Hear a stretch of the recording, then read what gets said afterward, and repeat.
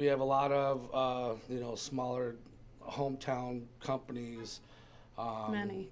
Grover Cleaning, Cleaner Septic, all kinds of companies out there that have helped Cops, us Kids, out. and Toys. Yep, Cops, Kids, and Toys Hector has and been a big Burdette one. Fire Departments. And those are, they also, that this goes to benefit some of the, as you mentioned, cops, kids and Yes. toys, Yes. local Cops, veterans, Kids, and Hector Toys. Food Hector and Pantry, Burdette Hector Fire Fire Department. Departments. And those are, they Department, also, so this that is a, for this a goes good to cause, benefit not some of just the, to as have you mentioned, fun. cops, And we kids did and that toys, as local well as veterans, Hector Hector and Food Pantry, Burdette Hector Fire Fire Department. Department. The And those are, they Department also, is this is, donating to tunnels and towers. okay, So tell us. all proceeds that they earn for the poker run will be donated to tunnels and towers. So when you're done Sunday, what's your Sunday look like? Clean up, probably clean up, A right? slow process, as last year was. Yeah. Just getting Hungover, around, cleaning up. talking about the event Yeah. afterwards, and cleaning up all day. Yeah. Cleaning Can up you and buy- already planning for the following Well, that's year. what I was going to ask. Are you getting ready for the next year? Are do people, can they just show up to get tickets, or should they Yes. get ahead of you, get a hold of you ahead of Yeah. time? No, 100%. So tickets will be sold at the door. We don't have any pre-registration for this. Okay. It's show up, and we'll have people at the door manning it. You'll get a wristband for one day or a different color for 2 days. It's trying to keep it simple. Yeah. Eventually, once we get bigger, we'll have a website and Sure.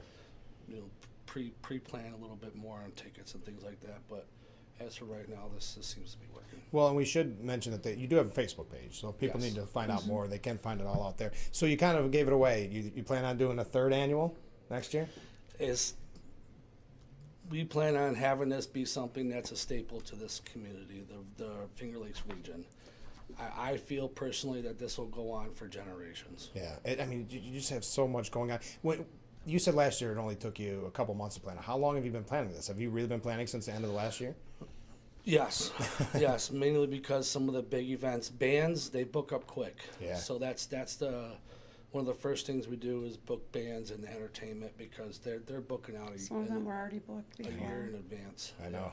It's just crazy. So again, it's this weekend, the Finger Lakes Bike Rally, second annual. Thanks so much for being on the show, and best of luck. I hope you have like 10 seconds that you can finally enjoy it. Oh, yeah. Yeah, Thank you so much. of course. Stay with us. We'll be right back with Frankly Speaking after this.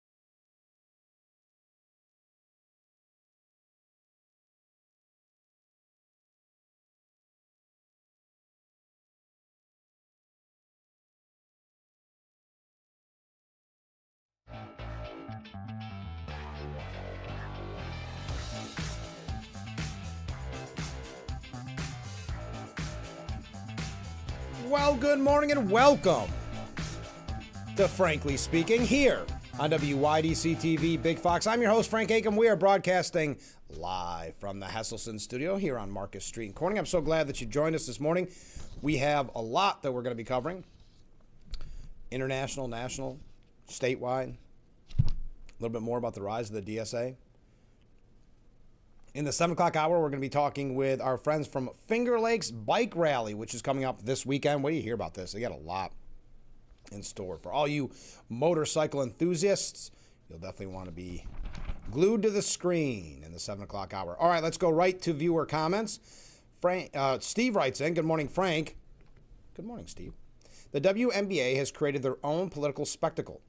They've allowed themselves to be exposed for what they are. Remove the W from WNBA because it's not what it is according to their own guidelines.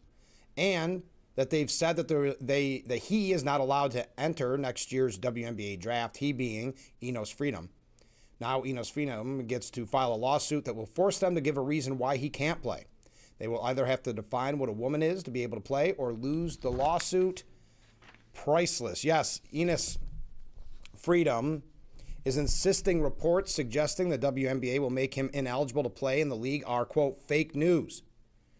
Several outlets reported that the ex-NBA center would not be allowed into the league's draft, with one source telling Front Office Sports that the WNBA is, quote, not going to give oxygen to efforts designed to mock the league or use this topic to demean and marginalize others. But Freedom told the New York Post that nobody from the league has informed him of any ineligibility.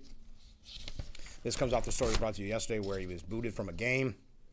I haven't heard anything from the WNBA officials yet. Fake news, he said.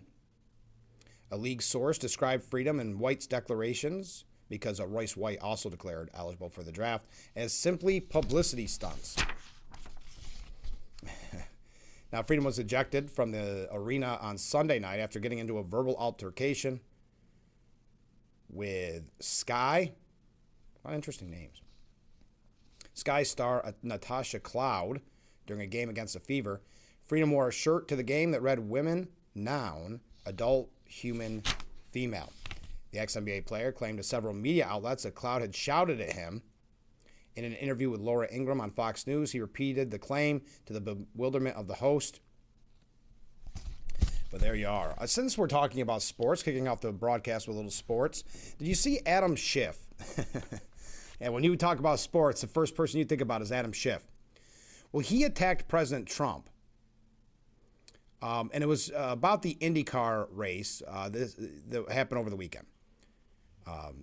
Well, his criticism was then challenged by an IndyCar veteran who pushed back on the California Democrats' charge that Trump was wasting taxpayer funds for his own self-aggrandizing. That's what Schiff said. Now, imagine seeing whether it's the IndyCar, whether it's the MMA, whether it's the fireworks, and instantly having a hatred fill you, especially when it came to the fireworks, for heaven's sakes. But the IndyCar, whatever you want to say about the MMA, the IndyCar was just a really kind of a neat event, for lack of a better word. Schiff criticized Trump for ordering the Washington race by executive order and accused the president of using the motorsports spectacle to distract Americans from higher costs and policy failures. He said on Sunday, while you struggle with the cost of gas, Trump offers you the spectacle of an IndyCar race, hoping you will not notice. More taxpayer money spent on his self-aggrandizing distractions, and you get higher taxes and higher costs. Man, interesting how Democrats all of a sudden really care about higher taxes.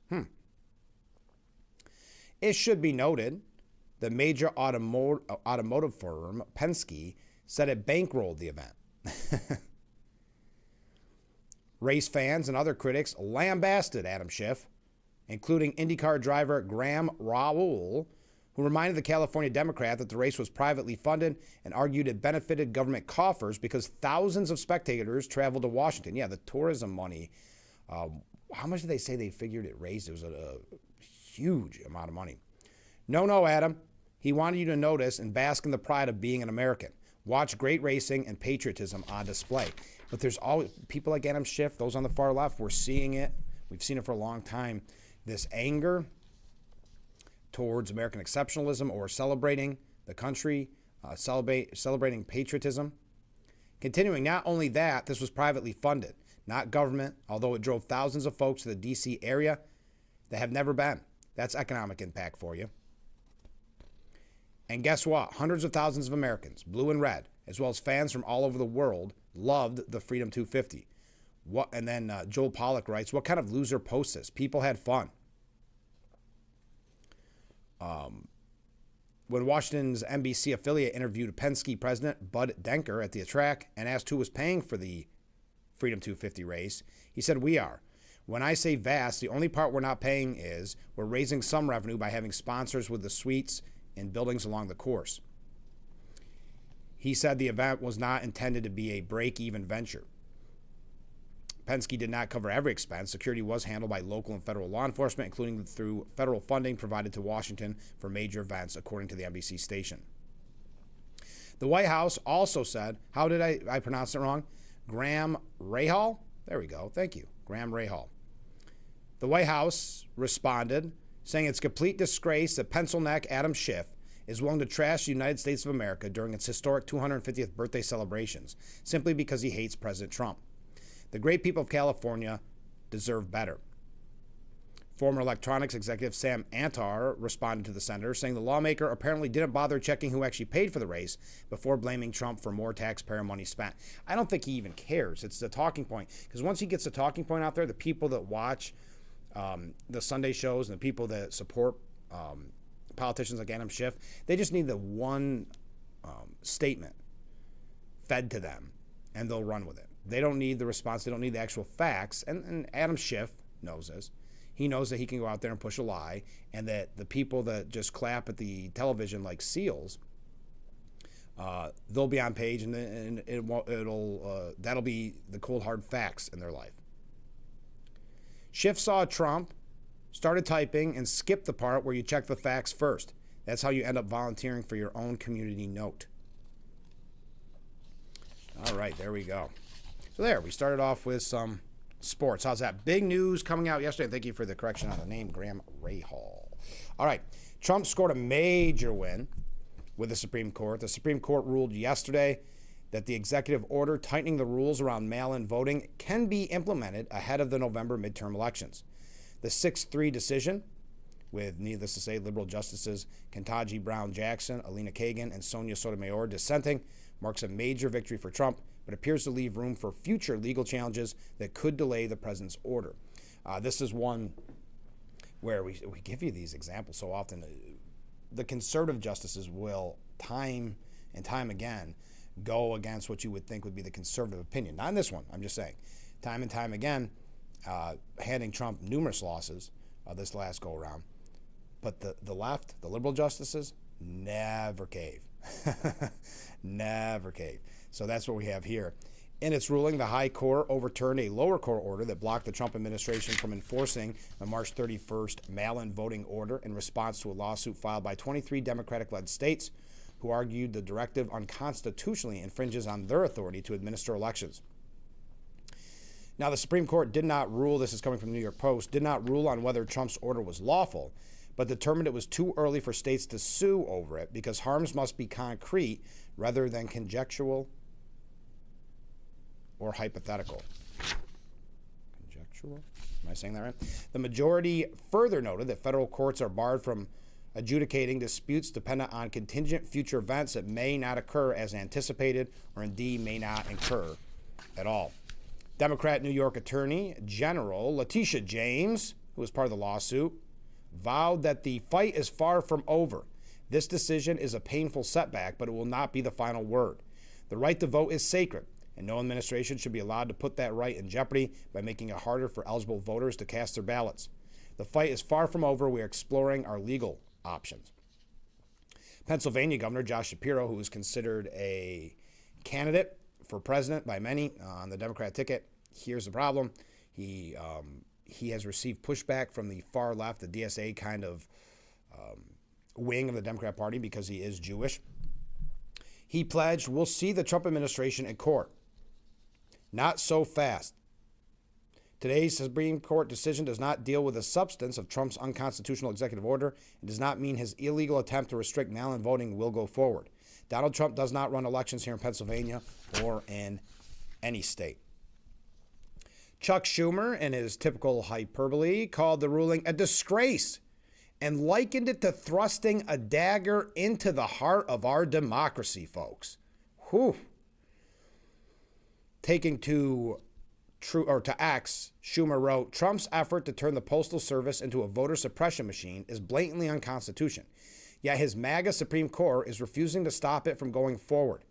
Trump's malicious effort to stop mail-in voting is nothing but election interference in broad daylight.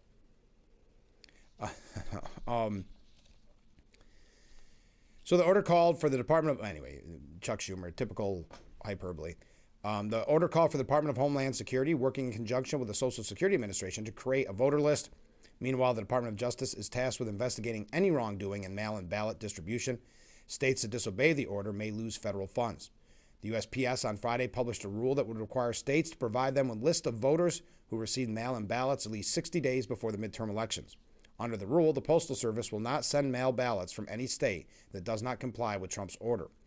When the rule was proposed in June, USPS Postmaster General David Steiner said it would allow his agency to match the ballots that a state believes they're sending out to what actually gets sent out. So there you go. Big win for Trump. But isn't that interesting? So MAGA Supreme Court. How many times has the Supreme Court handed Trump a loss?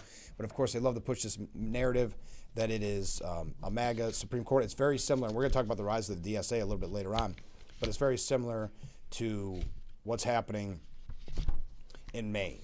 Remember, we were told by members of The View and elsewhere that Graham Plattner at the time, the man with the Nazi tattoo who was later accused of rape, that he was a better option to vote for than the rubber stamper for the Trump administration, Susan Collins. We laughed at it, but in kind of an angry way, because Susan Collins is anything but a rubber stamper for Trump. She's been the fly in the ointment numerous times. And to prove that point, the Daily Beast, the far-left Daily Beast, is praising her because she, quote, torches Trump as Vance campaigns with her. Susan Collins spent her morning rallying against Trump's Canadian tariffs while Vice President J.D. Vance was in Maine stumping for Republicans. Collins didn't have time to meet up with Vance while he was there, but she did have time to trash Trump's most recent move on tariffs. Quote, I still think imposing new tariffs on Canada is a mistake. She said she had recently met with Canadian ambassadors and the Canadian ambassador and urged him to make sure that Canada dealt with one barrier that they do have, and that is dairy products. Collins said, importantly, she encouraged him to take care of that because I really want us to go back to the very friendly, economically beneficial relationship that we have with our Canadian neighbors. I'm not going to go through all of what she had to say, but that's your rubber stamper. That's why it would be better to vote. That's what they said on the View, for Graham Plattner than to vote for Susan Collins. Yes, he wasn't a perfect candidate, but Susan Collins is a rubber stamper. All right, we're going to talk more about this Supreme Court win. CNN, I know I'm running late. CNN did their kind of takeaways on it, and I think we've already learned enough, but there was one I wanted to mention. Now, because of the ongoing legal maneuvering, it's not yet clear that the Supreme Court's decision, what that will mean. That said, for both Trump and the groups challenging him, time is of the essence. If federal courts attempted to shut down Trump's executive order closer to November, they are likely to run headlong into a wonky judicial doctrine known as the Purcell Principle, rooted in a 2006 Supreme Court decision. The principle warns that it drags out, got cut out here. So this could be implemented for the November elections. Maybe not. Time will tell. All right, we've got some other updates on Iran. We've got, I've got quite a few things here about the Democrat Socialists of America, and about those, I'm going to tie it more in with a media bias, but what some people are saying about the Canadian tariffs, arguably one of the bigger stories of the day. We do have some really interesting news coming out of New York with the Bruce Blakeman campaign. If you missed our interview yesterday with Joseph Hernandez, he is running for comptroller against Tom DiNapoli. He's a part of that ticket. Same with Sharitha Kamatoreddy. She is running, speaking of Letitia James, she's running against Letitia James for Attorney General. Of course, you have Bruce Blakeman on top of that ticket. We're going to try to get, we've had every one of them on the program thus far. We're going to try to get both Blakeman and Kamatoreddy back on the program. We've had Mr. Hernandez on twice. But if you missed that, got a great response yesterday too, by the way. Thank you. not just text to the bottom of the screen, but also to the number on the bottom of the screen. But we also just talking to people on the street that happen to check it out. Really enjoyed our conversation with Joseph Hernandez. We had 2 interviews yesterday, Mr. Hernandez, and we talked with Sergeant Du Bois of Corning Police Department about their upcoming Battle of the Badges. If you missed either of those, you can find them on WYDCTV.com or on our YouTube page, and they are getting a great response. Later on in the program today, we're going to talk with Finger Lakes Bike Rally about their 2nd annual bike rally coming up in Hector this weekend. Sounds like a blast. What do you hear about it? Then tomorrow, another doubleheader. We'll be talking with Kyle Northrup. He's a national U.S. team fighter that's headed to a world competition. We're going to hear all about it, what that means. He's coming in live in the studio. He's an early bird. He wants to be here at 6 a.m. So we'll be talking with him right as we kick off the broadcast. And then later on in the program, we'll be talking to Steuben County Legislator Joe Tobia, our good friend here on the program. All right, stay with us. We'll be right back with Frankly Speaking here on WYDC TV, Big Fox.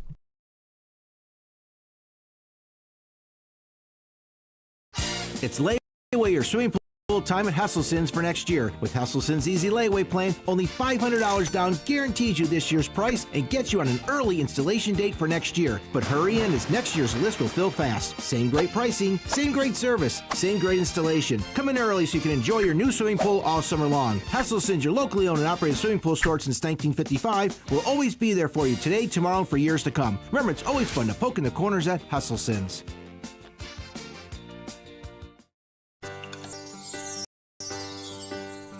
I just love coming in after they've been here and seeing everything clean and tidy. It's such a good way to start the week. Sometimes I wonder if they are magic.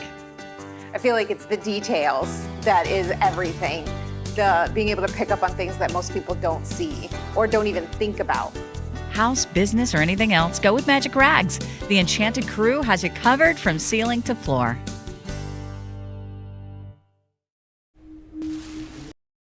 I had to pack up all my things. I had to leave my home. And I never knew where I was going next. It felt like I never even had a say. But then you came along. Change a child's story. There's a child in foster care waiting for a volunteer like you. Learn how you can help at nationalcasagal.org. Meteorologist Brandon Weathers. Our Tuesday will be a little warmer than what you felt Monday, but still on the cool side of average with some lingering showers. Highs that are ranging from 69 to 73 across the area. In the overnight period, we'll see another cool one with low and mid 50s. Going into Wednesday, then starting to dry out, upper 70s, getting back closer to average. 80s return Thursday, along with our next round of showers.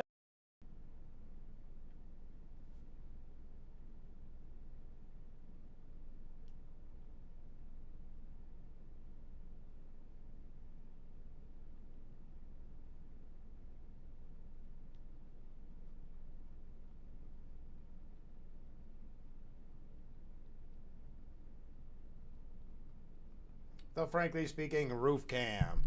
That beautiful view of historic Marcus Street. Never gets old to me. I want to thank Boss Security for bringing us that view. Contact them today for all your business and home security needs. We are back, broadcasting live from the Hesselson studio. Well, troubling, I'm sure you've heard about it by now, that Iranian state media posted that video threatening Barron Trump and putting a $10 million bounty on his head. The clip was titled "Where to Kill Barron Trump," and it claimed to show the movements of President Trump's 20-year-old son, claiming he is, quote, fully monitored, and showing depictions of the dorms at New York University's Constance Milstein and Family Global Academic Center. It further stated that it had uncovered Barron's accounts for Xbox, FIFA video games, and Discord, as well as those of his classmates, naming 2 of them. In addition to the disturbing video, multiple reports indicate that the regime placed a $10 million bounty on Barron Trump's head. This is Barron Trump, the youngest son of Donald Trump. The Post could not independently verify the alleged bounty, the claims about his movements, or the statements about his classmates. The video concluded, "This is just the beginning. Barron Trump, wait for us." The sickening video of the president's youngest son was distributed in media linked to the Islamic Revolutionary Guard Corps. Now, CNN put it, Secret Service is aware of the video. I would hope so. It was all over the news. A spokesman for the Secret Service said the U.S. Secret Service is aware of the video and investigates anything that can be perceived as a threat toward our protectees. Out of concern for operational security, we do not discuss matters of protective intelligence. Now, this comes off the heels of other media releases where they had a Where to Kill Melania video that's also claimed to know Melania Trump's location. And that same month, just to add on to this, a billboard emerged in Tehran's Islamic Revolutionary Square showing the president appearing to be dead in a coffin with the English caption, "We Kill Trump." Iranian-backed media also pushed out a video titled Where to Kill Trump, similar claims to present the routes that the president's motorcade takes when traveling to and from his residence in Florida and New York. Now, this comes off of the economic sanctions, which we're going to talk about, but obviously this is concerning. Obviously this is terrifying. Trump has boasted about the punitive damages against Iran that are coming. Iran is completely collapsing. There could be a point to that as we see this fear and kind of like a rat trapped in a corner with these videos being put out about claiming that Barron Trump is fully monitored and placing a $10 million bounty on his head. But yes, the Secret Service is aware of the Iranian state media video. Boy, it's troubling. Now, United Arab Emirates have cut off trade with Iran. This is going to be, some have said, a nail in the coffin. It could be one of the biggest threats to the Iranian regime yet. The United Arab Emirates, which serves as Tehran's largest supplier of goods, suspended all trade with Iran over the weekend, nixing $6 billion in cash that went to the regime from exports, as well as access to vital supplies from the outside world. Dubai, the UAE's thriving commercial hub, is by far Iran's largest supplier of goods. The government finally got fed up with Iran following repeated missile attacks that triggered evacuations for the first time during the war. The move not only, they bit off a little more than they can chew. Iran is threatening allies, threatening neighbors, and went a little too far. The move not only threatens the $21.3 billion trade relations between the two nations, it also leaves Iran without its primary way to collect U.S. dollars. That's according to Mark Kimmett, a retired U.S. general and former Assistant Secretary of State. He told that to the New York Post. If the Emirates cease trade and block dollar flows, it could have a crippling effect on the Iranian economy. Dubai has essentially served as Iran's window to the world after years of being slapped by Western sanctions, with traders buying and re-exporting consumer goods, food, and industrial equipment to Iran. The two nations strengthened their economic cooperation in 2024, with the UAE surpassing China as Iran's most vital trading partner. So this has major implications for the future of Iran, for the future of the regime. And this also ties in, well, listen, they attacked Dubai, and Dubai had had enough. But you add on top of that the new policies that President Trump has put forward. We're going to talk about those in just a second, and we'll probably wait till the next break. But right now we learned that Iran's currency has plummeted to a new low as of yesterday, as the U.S. set to announce further sanctions on the Islamic Republic, and you have the United Arab Emirates cutting off trade. Citizens are now rushing to exchange lines to save their cash. The rial, R-I-A-L, I think I'm pronouncing it right, dropped to 2.02 million to $1 US. 2.02 million to $1 US when the currency markets opened yesterday, meaning the currency is now worth about half of what it was at the start of the year. The continued plunge during nearly 6 months of war has led Iranians in Tehran to sprint for the exchange markets in hopes of getting U.S. bills before their rial falls even further. There is no hope for a deal in peace, said a resident as he waited to exchange money. Iran's rial has been in a free fall since last November due to years of Western sanctions and persistently high inflation, factors that have only gotten worse during the war, and we know inflation will increase if they can't use the United Arab Emirates any longer for vital supplies. President Trump decimated Iran's economy to a point where the rial has never been weaker and inflation has rarely been higher, said Scott Bessent on Sunday. The regime's final refuge now lies in the self-deception of fearful nations that still believe accommodating aggression can secure a durable peace. Besant warned that the additional financial penalties to come would effectively collapse the regime. And as I mentioned, President Trump declaring on Truth Social, Iran is completely collapsing. We're going to tell you a little bit more about Iran, but we got other topics to get to as well. Keep those waves, keep those comments coming in, and we'll be right back with Frankly Speaking here on WYDC TV, Big Fox.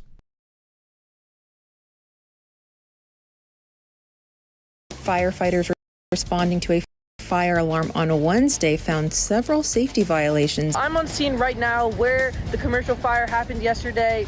As you can see, the building is in complete ruins. They're pushing for an additional $250 million to the state budget. Free local pantry here in her front lawn in Painted Post. The Vencino Group says it will cover hotel stays for residents through March 20th. With the U.S. Department of State releasing a travel caution worldwide.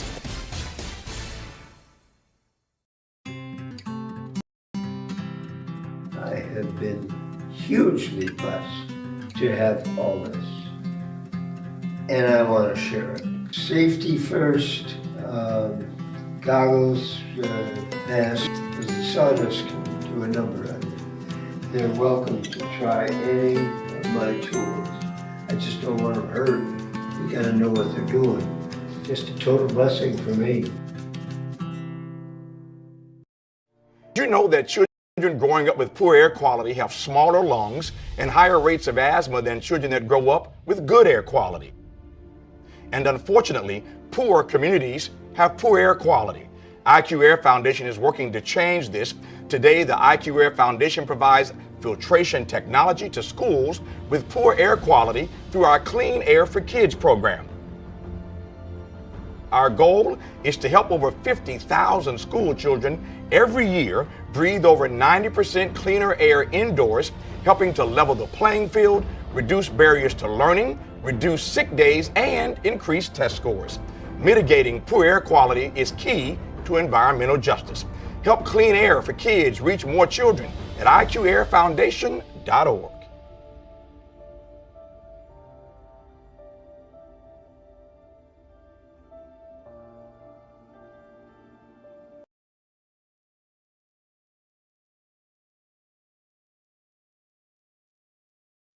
The Frankly Speaking Roof Cam, brought to you by Boss Security in Horseheads. Contact them today for all your business and home security needs. We are back broadcasting live from the Hesselson studio. Hey, by the way, don't forget to vote for our friend Mary Caruso for the Corning Community Food Pantry. You get to vote once a day until September 6th.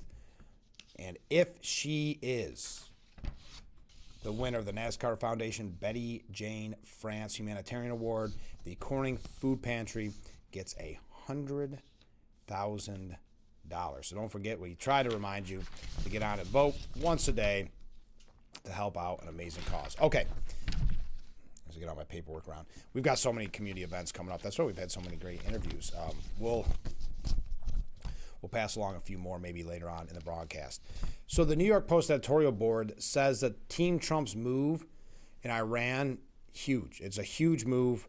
Team Trump fired a powerful shot across Tehran's bow yesterday as Treasury Secretary Scott Bessent rolled out Operation Economic Outcast.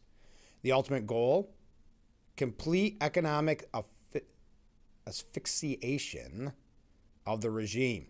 Economic asphyxiation of the regime per Bessent, i.e., blocking every potential source of revenue that funds the Islamic Revolutionary Guard Corps and the evil Iranian regime until it cries uncle.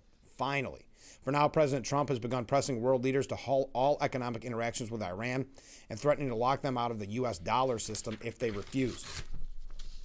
Those who tether themselves to Tehran should expect to share in the isolation of a withering regime, warned Bessent. That's a strong threat, and it's sure to ratchet up some added economic pain for Iran, which is already in a world of hurt. Meanwhile, Team Trump also slapped sanctions on nearly 60 entities, individuals, and vessels tied to Iran's nuclear and missile technology procurement, cyber operations, and oil revenue generation networks. The threat of sanctions on Iran's business partners is already showing signs of success. Last week, its top trading partner, as I mentioned, the United Arab Emirates, cut off all of its commercial and financial ties. That's major. As Bessent told the New York Post, Abu Dhabi's actions as Washington began to launch economic outcasts is no coincidence, but likely casual. And just hours before the Treasury announced Iran's currency hit an all-time low, as I mentioned earlier. And as Iranian oil exports, the regime's chief source of income has fallen to near zero thanks to the U.S. blockade. Iran's military is also feeling the squeeze. Quote, to the ordinary soldiers supporting this regime, as more and more of your paychecks stop, ask whether your commanders are leading your country to triumph or ruin. Why only threaten countries that trade with Iran rather impose sanctions now? To give everyone the opportunity to remedy bad behavior, Bezant explained. Why would I want to blow up the global financial system? We believe that it is important to give people a cure period, but they should know that they will move very quickly and that we are very serious. Now, of course, some countries like China probably are going to resist, but they'll have to learn the hard way, with Trump making good on his warnings and actually imposing tough secondary sanctions. Even then, Iran's leaders may try to hold out, praying Democrats win the midterms and tie Trump's hands. But for now, Americans got the upper hand and is quickly tightening around the Islamic Republic's throat. It looks like the best hope yet for a lasting resolution to this regime's menace to civilization. And that, I think, is a major concern. They're trying to essentially outlast the president, hoping that the midterms go the Democrats' way. There was also that piece that we brought to you last week. Will there be an October surprise? Will they try to do something to really shake things up to what they believe better put the Democrats in a position to win? That's a major concern. But right now, can they just wait it out? I mean, they don't really care if their people suffer. We've seen that. So they let their people suffer for a few more months and then hope the Democrats get in there and, of course, gum up the works for anything Trump tries to do. And that's not just on the Iranian front. That's on anything Trump tries to do. Richard Goldberg said, combined with the U.S. military's growing success in covertly moving oil out of the Strait of Hormuz and this new operation by Bezant, President Trump will edge one step closer to checkmate against Iran's Revolutionary Guard when he gives a green light to drop the hammer on nations that ignore America's final warning. The United States can't force other countries to join a bombing run. It can't compel foreign navies to patrol the Persian Gulf.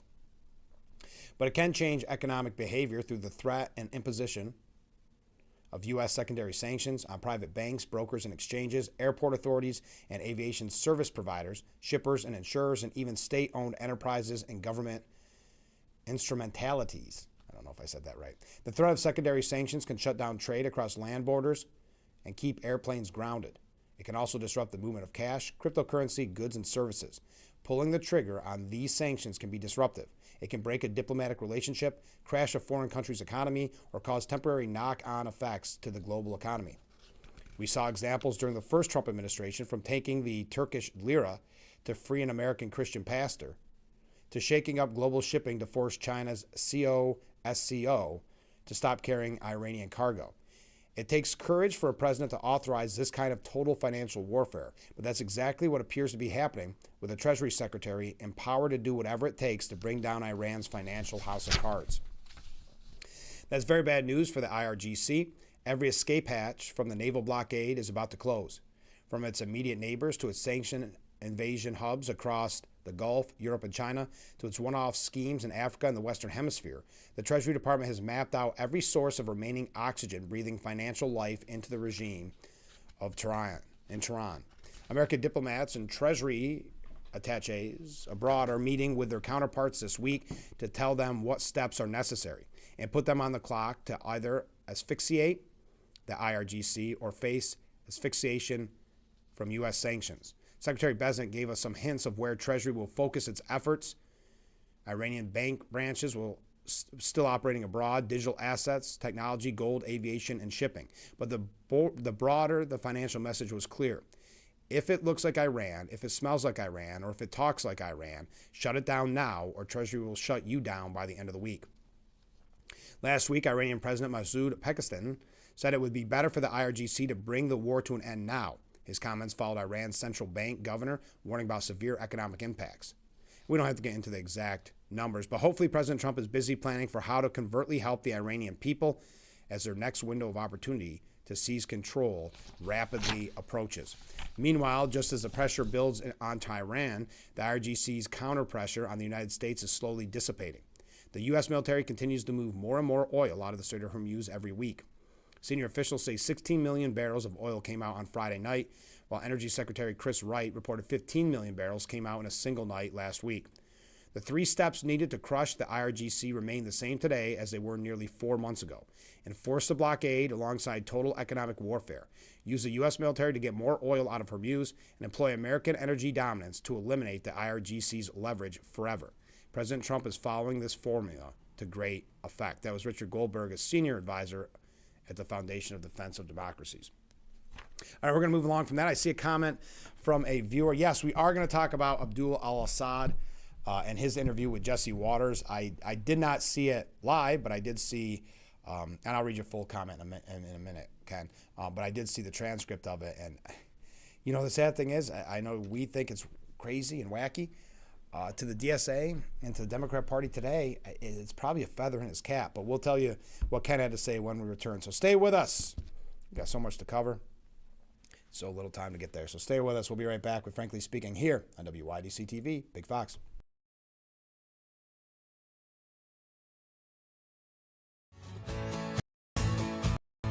Sunflower Days opens August 15th at Bradley Farms. Fall is in the air, and there's no better place to celebrate. Bring the whole family for our seasonal games, selfie stations, and make fall memories wandering through our giant corn maze. Bradley Farms is open daily 9 a.m. to 6 p.m., located at 1543 Maple Avenue in Elmira, New York. Come out to Bradley Farms for our Sunflower Days and the opening of fall fun.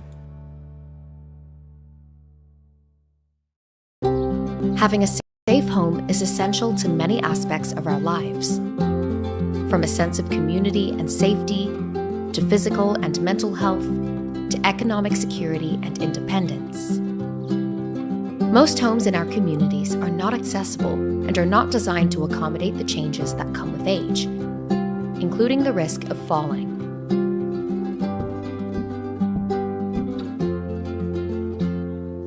The Older Adults Home Modification Program helps reduce the risk of falls, improves safety, and increases accessibility and independence.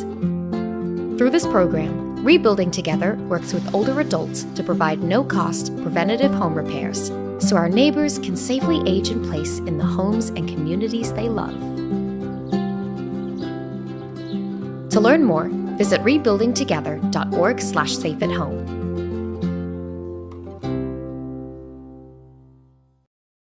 Meteorologist Brandon Weathers. Our Tuesday will be a little warmer than what you felt Monday, but still on the cool side of average with some lingering showers. Highs that are ranging from 69 to 73 across the area. In the overnight period, we'll see another cool one with low and mid 50s. Going into Wednesday, then starting to dry out, upper 70s, getting back closer to average. 80s return Thursday, along with our next round of shower and thunder. The Frankly Speaking Roof Cam. Brought to you by Boss Security in Horseheads. Contact them today for all your business and home security needs. We are back, broadcasting live from the Hasselson studio. Ken writes in, did you happen to see the Fox interview of Abdul al-Assad? During the interview, al-Assad never answered a question, never denied any of his statements in the past, and didn't try to distance himself from anti-American supporters. The only thing he did was talk over Jesse Waters during the entire interview. Yeah, we're going to talk a little bit about that coming up because we want to start talking about the Democrat Socialists of America. But first, this came out yesterday, or actually early this morning. The Trump administration is reportedly ready to revoke the business and tourism visas of as many as 200,000 foreigners in what could be the largest single mass revocation of visas in U.S. history. This will target the holders of B1 and B2 visas issued between 2016 and 2026 who have sought or are currently seeking asylum. B1 visas are generally issued for business travelers, while B2 visas are typically given to tourism or foreigners visiting for family or traveling to receive medical care in the U.S. The State Department is expected to formally announce the revocations, which will be coordinated with the Department of Homeland Security in the, quote, coming weeks. According to State Department spokesman Tommy Pigott, we are coordinating with DHS to identify and revoke the non-immigrant visas of foreigners who have come to the United States claiming to be short-term visitors, but then filed for asylum to stay here permanently. Pickett declined to comment on the number of visas that might be revoked, describing the process as ongoing, dynamic, and one that will be done on a rolling basis. Those who have their visas revoked will not necessarily be deported right away, according to U.S. officials, but they would immediately lose their status as business or tourism travelers. The move, which is expected to face legal challenges like everything Trump does, would be President Trump's latest to tighten the U.S. visa process. The Trump administration had previously moved to investigate applicants' social media histories, require bonds for the processing of visas, and banned the issuances of visas to citizens of certain countries. The Deputy Secretary of State, Christopher Landau, on Monday charged that foreign nationals have been using tourism and business visas as a way to get into the U.S. to then apply for asylum. Quote, people in the U.S. and all over the world are fed up with bogus asylum claims. Asylum isn't supposed to be a loophole to circumvent immigration law. I'm sure this will receive quite a bit of pushback by those in the media and those on the left, but worth mentioning. Comment from a viewer. Good morning, Frank. Well, good morning. Here's a thought, not sure if it's a good one. China could literally walk in and take over Iran.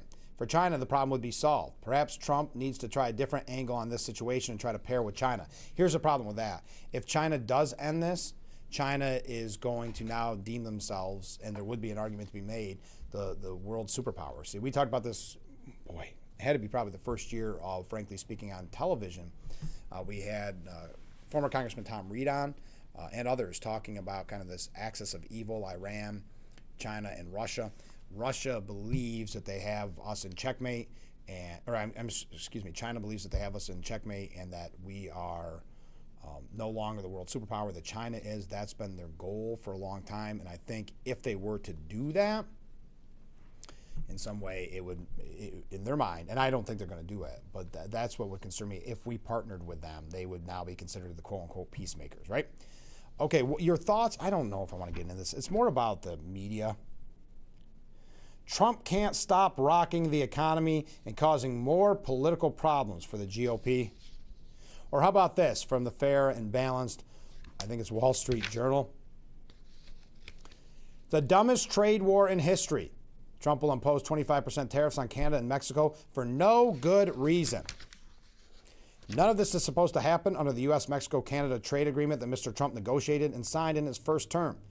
The U.S. willingness to ignore its treaty obligations, even with friends, won't make other countries eager to do deals. Maybe Mr. Trump will claim victory and pull back if he wins some type of token concession.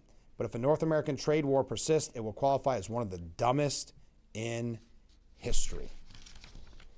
Another reason why opinion pieces at some of these outlets help discredit very much the other operations they're trying to perform. But yeah, CNN says this is just going to hurt the GOP so much. The Republican Party's response to questions about the continued economic pain ahead of the midterm elections is now essentially a noun, a verb, and Joe Biden. But Donald Trump can't stop undermining this blame Biden strategy and giving his party major new headaches. He's made several economy-shaking moves that not only risk the GOP's hopes in 2026, but also link the state of the economy directly to him and his party. Okay, so now, again, wouldn't this be great if they ever talked about, inflation, talked about how bad the economy was when Joe Biden was actually in office? Still doing their best to make sure that they protect Mr. Biden. That's what this piece, and did I say who was by Aaron Blake? That's what this piece is, to blame it all on Trump. And, of course, to rid the blame from Joe Biden. Now Trump is doubling down on the same types of major economic interventions that led people to those conclusions with just more than 2 months until the midterm. Oh, this is going to tug at your heartstrings. I hate to even bring it up to start this sad this morning. The Trump comedians are tired. This is a piece, and this is why Susie Wiles and others should have never went to the Atlantic. This is from the Atlantic.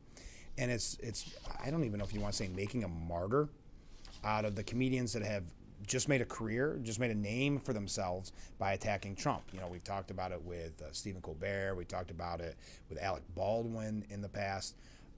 I heard the great comedian, the late great comedian, Norm Macdonald, one time say, in the age of Trump, it's a good time for bad comedians. It's a bad time for good comedians. And that's what I think we see here. And they give this history of Baldwin, this history. It's 3 pages, folks. And that's simplified in the printing process. So it's really at the outlet itself, it's probably about 10 pages. Or maybe you don't make the same joke only so many times before you start wondering what it is you're really doing. In 1962, when the impressionist Von Meter released his landmark comedy album, The First Family, which poked fun at the Kennedys, Margaret Mead remarked that its very existence illuminated something about American society. Quote, "This making fun of people in authority is very healthy," she told Life magazine. "It is a difference between democracy and tyranny. The impressionists I spoke with might hesitate to agree with that assessment, but beyond the easy laugh of a presidential impersonation, humor can still be a potent force in defending a free society against tyranny. That is, if comedians are willing to keep finding new angles rather than repeat old gags." They've only been repeating old gags from the beginning. I mean, we've talked about the cliche of the Orange Batman, right? That's what Stephen Colbert's whole shtick was. You had like-minded people, like-minded political people tune in to clap like seals, to laugh and confirm their worldviews. So I guess we're supposed to feel sorry. I hope that didn't break your heart this morning. Feel sorry for these Trump comedians that are just struggling to find new angles on Trump. All right, we're going to talk a little bit here about the midterms. We do have quite a bit. Man, the program's going quick because I already have to take a short break. But we do have a lot to get to with the Democrat Socialists of America, also New York State issues as well. So stay with us. We will be right back with Frankly Speaking here on WYDC TV, Big Fox.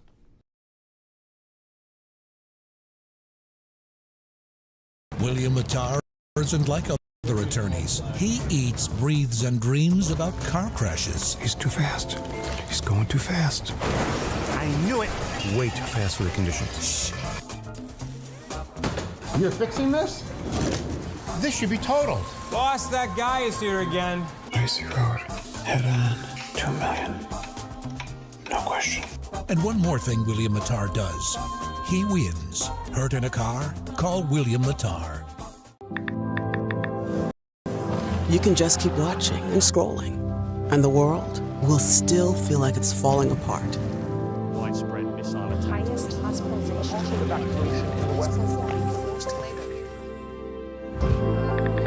Or you can take action by joining a movement that's creating real and lasting change instead. Partnering with communities around the globe to help uproot poverty and plant seeds of hope for a brighter tomorrow.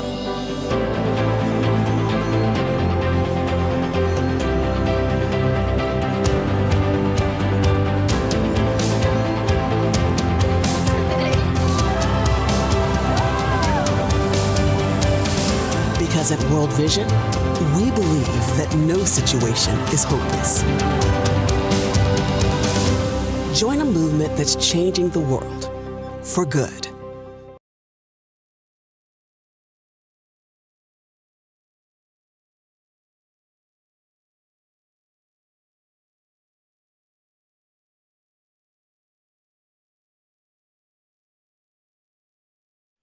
The Frankly Speaking Roof Cam, brought to you by Boss Security in Horseheads.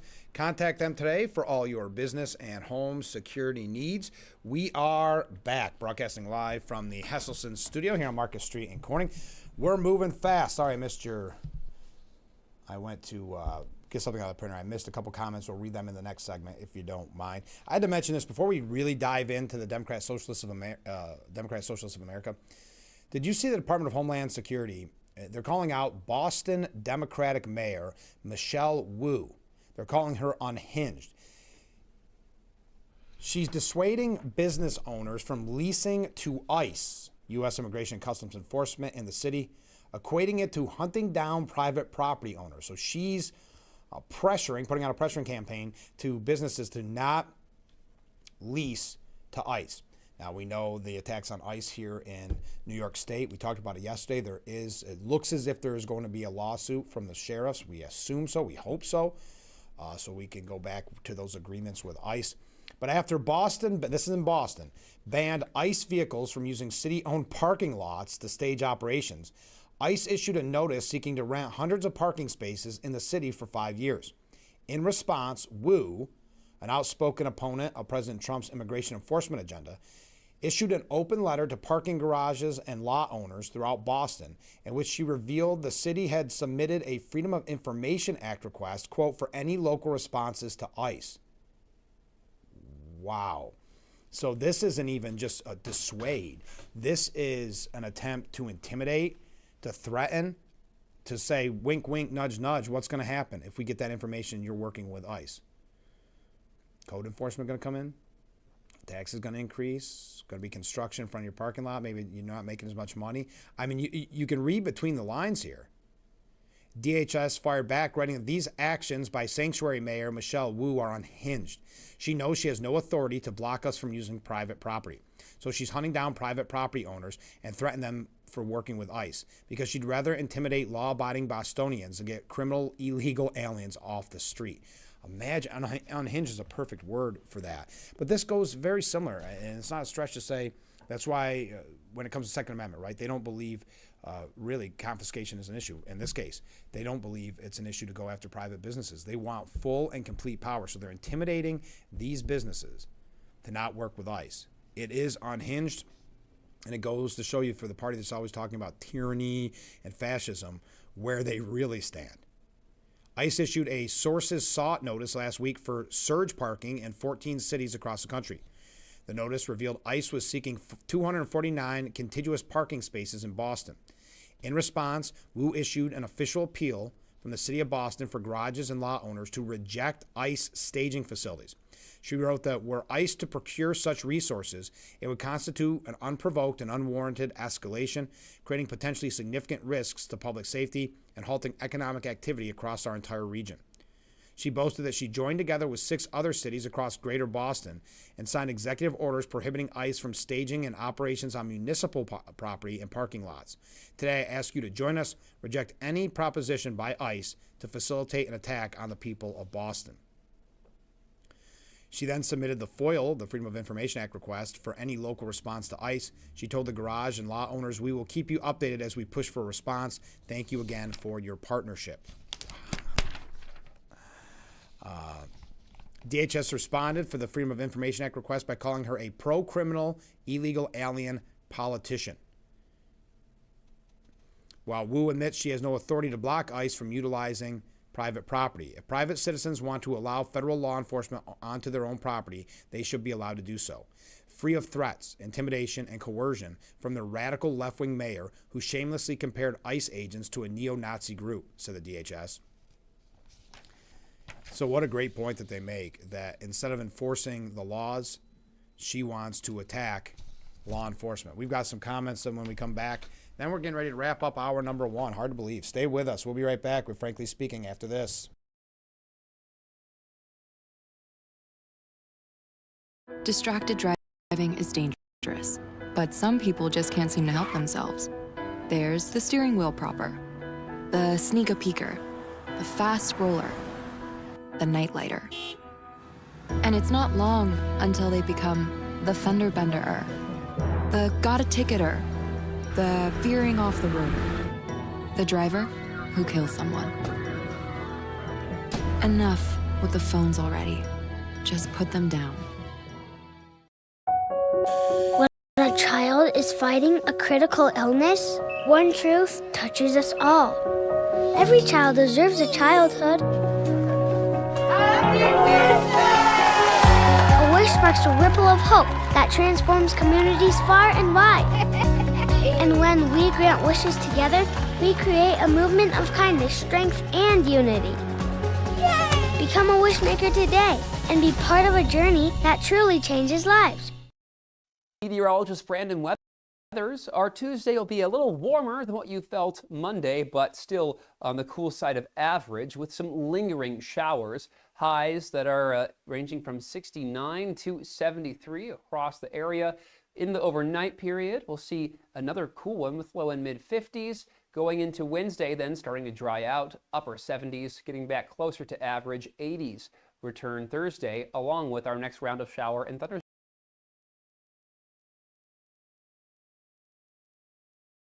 The Frankly Speaking Roof Cam, brought to you by Boss Security in Horseheads. Contact them today for all your business and home security needs. We are back, broadcasting live from the Hesselson studio, getting ready to wrap up hour number one. Let's go to some viewer comments. Good morning, Frank. Well, good morning, Mark. The Democrats won't blame Biden for the economy because they would be blaming themselves. As Biden had no power, he was their puppet. Oh, absolutely. They're never going to blame Biden. They're always going to protect him. Comment from a different viewer. Good morning, Frank. Let's take a moment of silence for the Trump comedians. 1 second should do. I think they're probably really used to silence. It almost seems apropos to give them even more silence than that their act earns them. So I would agree with you. Ken writes in, I would imagine that the comedians who've made a career of trying to damage Trump would be tired. They're tired of painting themselves as unabashed liars instead of comedians, and probably tired of losing viewers and their own marketability by being puppets for their woke TDS producers. Good point, Ken. You would think they'd be tired. Also, you would think as a comedian you'd want to better yourself, right? You're always trying to better yourself in your profession. And I mean, it's so cliche. That's why we would quote Stephen Colbert so often. It was pathetic. And Jimmy Kimmel's doing the same thing. It's gotten to the point where there's no humor involved. It's just nastiness and pettiness. Like when we had the quotes from Rosie O'Donnell filling in for Jimmy Kimmel. It's just the same old shtick. I'm with you. They should be tired. All right, we'll wrap up with this question, and then we're going to talk about Abdul al-Assad on Jesse Waters' program. Then we got some other Democrat Socialists of America updates. Again, we're going to be talking with the Finger Lakes bike rally coming up this weekend. But do you believe this? I personally don't believe this. It seems like the perfect Washington Post story or perfect mainstream media story. Some Texas conservatives are breaking ranks and pledging to vote Democrat. Republicans who are angry at Governor Greg Abbott's refusal to block data centers are giving his Democratic challenger hope for an upset. Are you really a conservative at that point? I mean, I know we've seen this anecdotally on this program and elsewhere, where you could agree with a Republican 90%, but you get upset. I saw this more on radio, but you get upset with that 10% and you kind of want scorched earth. You want them out of there. But then you know what that leads to. It leads to the Democrat being in there. So is this true that there are conservatives, this is a mass of conservatives in Texas of all places, that say, you know what, I'm upset about this one issue, so I'm not only going to not vote for Republican, I'm going to vote for the radical Telrico. I mean, really? And so this is why I'm not big on man on the street type interviews, because that's what this is. Tyler Lowry plans to do something in November she could not have imagined doing even a few months ago. She's going to vote for a Democrat. That would be Gina Hinojosa, running to prevent Greg Abbott from winning a record 4th term as governor. Hinojosa, 52, has a fairly standard platform of Democratic issues. End state school vouchers, lower health care, grocery and utility costs. She even promised to send every Texan $1,500 from the state rainy day fund. Nice way to buy votes. But for Lowry, a retired social worker and special education teacher in the central Texas city of about 100,000, all that matters is Hinojosa wants to impose a moratorium on data center projects, and Abbott doesn't. Lowry, a conservative Christian and lifelong Republican, said she's not switching parties. In fact, she plans to vote for Republican Attorney General Ken Paxton. But her willingness to split her ticket for even one race is a sign the Texas political landscape, at least this cycle, is scrambling in unprecedented ways. I got to say, so that's one person? This is worth 12 pages. So you don't like data centers that much, and that's going to cause you to vote for a Democrat. Because let me tell you, they can talk about affordability. I know that's their talking point in the Democrat Party. It doesn't lead to affordability. I just don't believe if you actually, quote, call yourself a conservative. This seems like, to me, someone that calls themselves a conservative, but goes anyway the wind blows. How could you call yourself conservative and then not vote, and then vote for a Democrat in this year's race? That's why I asked the question. All right, but we're going to move on from that because we got to take a short break and then wrap up. But we already wrapped up hour number one. It's time for hour number two in just a few moments. Stay with us.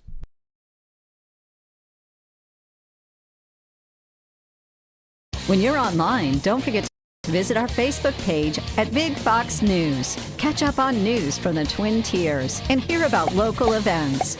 All on Facebook.com/Big Fox News. With the U.S. Department of State releasing a travel caution worldwide. Firefighters responding to a fire alarm on Wednesday found several safety violations. Free local pantry here and her front lawn and painted post. When it's to home improvement, Horseheads Do-It Center has you covered. Family owned, locally trusted, and packed with everything you need for any project. From top quality tools to kitchen and bath essentials, we make it easy. Competitive prices, expert advice, friendly service. Visit us at 124 North Main Street or online at doitbest.com/horseheads today. Tide isn't just a gentle ebb and flow. It's a mighty force of change. Just like the tide shapes our shorelines, we can shape our planet's future and protect the world's oceans from its biggest threats. Help us turn the tide. Join Oceania's wave of ocean advocates who are making a difference in the world.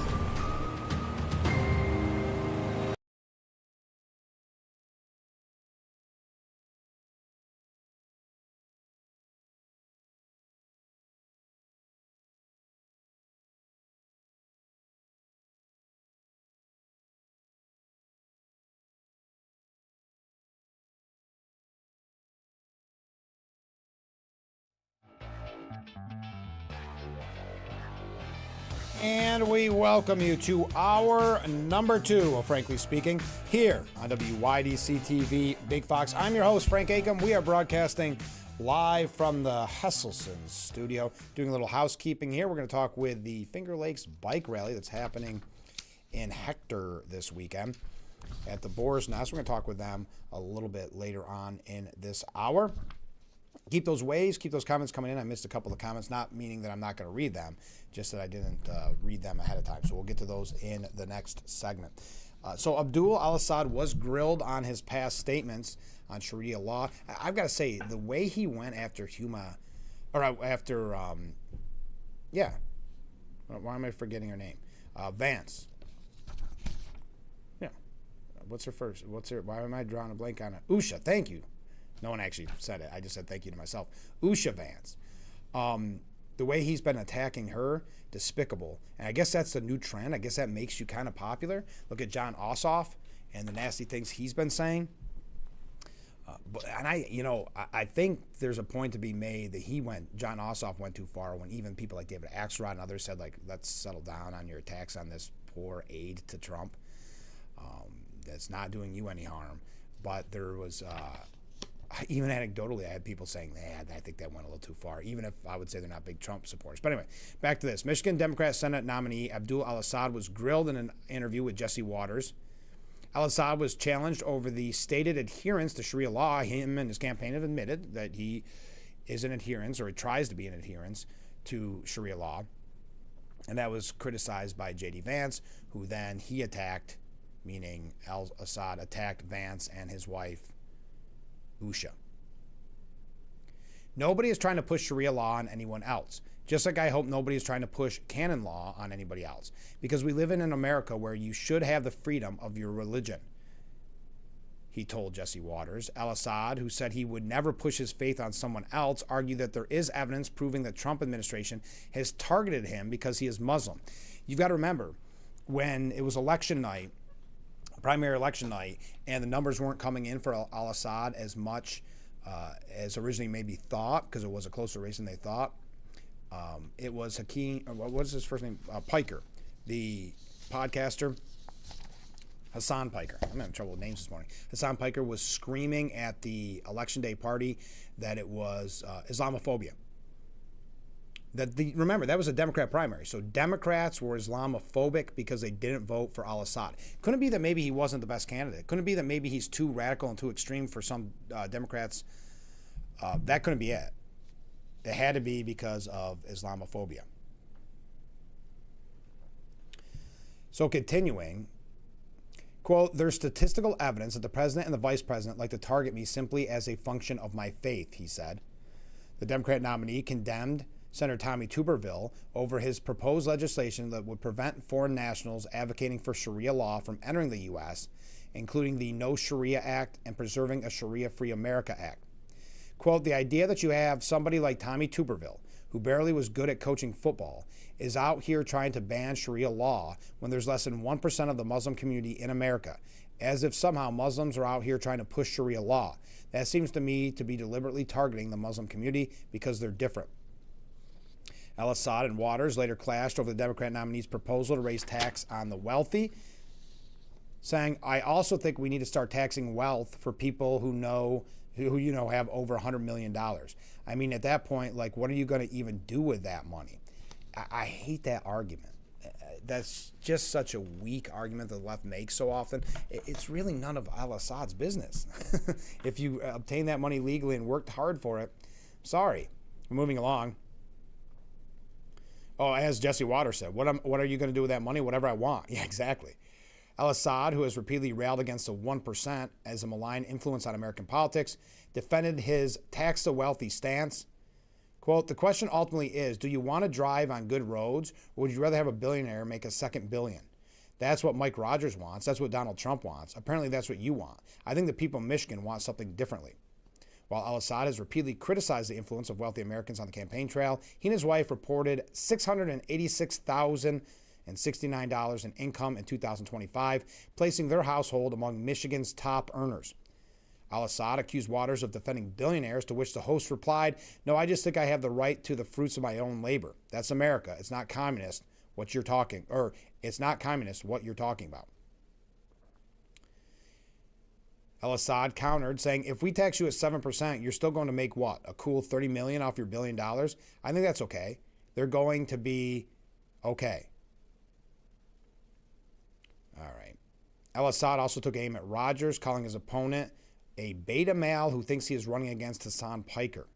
He accused Rogers of dodging interviews, though Al-Assad himself seemed to dodge questions during his appearance, just like Ken had mentioned, especially when asked about men and women's sports and why he previously characterized the NFL as racist. The Democrat candidate also argued that considering reparations for black Americans shouldn't be a crazy thing, and the U.S. shouldn't be fighting wars we don't know how to get out of. All right. He also said, yes, that one part got really strange, where they talked about sex change surgery for minors. Do you really want to have this conversation? Al-Assad asked Jesse Waters, are you circumcised? Waters was floored by the question. Jesse, are you? He said. Yeah, but I mean, that's a personal question, doctor. Jesse Waters told him. You should probably want to move on, Al-Assad said. I guess considering he thought he won the debate, that's the same as sex change surgery for minors. As Waters fired back, circumcision is different than castration. Undeterred, Al-Assad argued that it's a problem that Waters believes the government should step in to outlaw sex change surgeries for minors, but not circumcision. I'm just saying that, yes, circumcision is surgery. And I don't want to get too graphic. You get it. So if you really want to bring that up, you can. I just think you guys are really selective about these things. Yeah, Waters, for his point, called Assad's position wacky and sick. Abdul, Michigan's not going to go for that. That is sick stuff. He also asked about boys playing in girls' sports. This is where Al-Assad was starting to get angry. And he obviously has a temper. This is something that we've seen just from some of his comments in the past, the way he went after Usha Vance. You have not asked me one time about the issues that people actually care about in Michigan. You want to play this game if you want. I just want to understand what you're getting at here. And that's what Waters said. I'm getting at whatever that you think men should play in women's sports. It's a big issue. He then called Waters insane. I'm running for U.S. Senate, Jesse. This is insane. What are some of the other things he talked about? He dodged twice about the Second Amendment. He said, you also said you want to replace the right to bear arms with the right to health care. You don't want to replace the Second Amendment, do you? Al-Assad said, well, look, man, I think more people are more worried about whether or not they can see a doctor than whether or not they can have a gun. I'm just going to put that out there. So that's the argument. He doesn't want to defend his position. He just wants to do kind of that whataboutism. People want health. That does not answer the question about Second Amendment rights. And to Waters' point, he called him out, saying you're dodging. I don't want to fall too much into the cracks here of pushing quotes or reading quotes, but he said, I'm just saying that more people are concerned about seeing a doctor. If we had right health care in this country, they probably wouldn't. And I think that would be a pretty good thing. I'm perfectly okay with people having their hunting rifles. Oh, that's good. So you got a God-given right in the Second Amendment. You have the right to bear arms. But really, at the end of the day, it's not God-given. It's what Mr. al-Assad wants, right? Because think about tyrannical, think about a dictatorship where that's your quote. I'm perfectly okay with people having their hunting rifles. Well, thank you. That's not what the Second Amendment is about. It's not about hunting. And that's the talking point that the left uses so often. It's not about hunting. But thank you for letting us have a section, a sliver of our God-given rights under the Second Amendment. It's an important pastime, he said. I've got family that goes hunting every single year. But don't you think we should have a right to health care? Don't you think that would be a good thing in America? Not even. What are we equating here? What are we talking about? Apples and oranges. So he thinks, you're lucky. He thinks I got to read it perfect. Quote, I'm perfectly okay with people having their hunting rifles. And first of all, you know he's not actually okay with that. Second of all, this idea that he could tell you which right you can have and which one you can't. And as I mentioned earlier, he also said that he would be open to talks on reparations. And Jesse Waters just asking simple to the point questions. Do you support that? Meaning reparations. He said, I think we need to have an honest conversation about the incredible debt that we put upon black folks as a function of slavery that we have yet to pay. And I just think that's fair. Like if people are enslaved and forced into servitude, and then we don't actually have a conversation about all that was owed, that our own country agreed was owed, I just think it's a past time to have that conversation. That shouldn't be a crazy thing. I understand that like for folks who really want to inflame the culture war, I just think it's important to think about how do we make sure that communities like the city of Detroit that have been segregated so that you have a disproportionate number of people as a function of redlining who are forced into certain communities. How do we make sure that their schools are made whole? I'll just tell you this. In the city of Detroit right now, they just had $700 million invested in their schools. They're still $1.7 billion behind. And a lot of folks want to say, oh, well, no, not of that is to do with public policy. And if public policy created a level in which black folks disproportionately suffer everything from maternal mortality and infant mortality to lack of access of jobs, I think it's important for our country to have a conversation about how do we make people whole. All right, we're going to talk a little bit more about this. I can't believe how we're moving fast this morning. We got another segment, then we're going to hear from the Finger Lakes Bike Rally. Keep those waves, keep those comments coming in, and we'll be right back with Frankly Speaking here on WYDC TV, Big Fox. Firefighters responding to a fire alarm on Wednesday found several safety violations. I'm on scene right now where the commercial fire happened yesterday. As you can see, the building is in complete ruins. They're pushing for an additional $250 million to the state budget. Free local pantry here and her front lawn and painted posts. The Vencino Group says it will cover hotel stays for residents through March 20th. With the U.S. Department of State releasing a travel caution worldwide.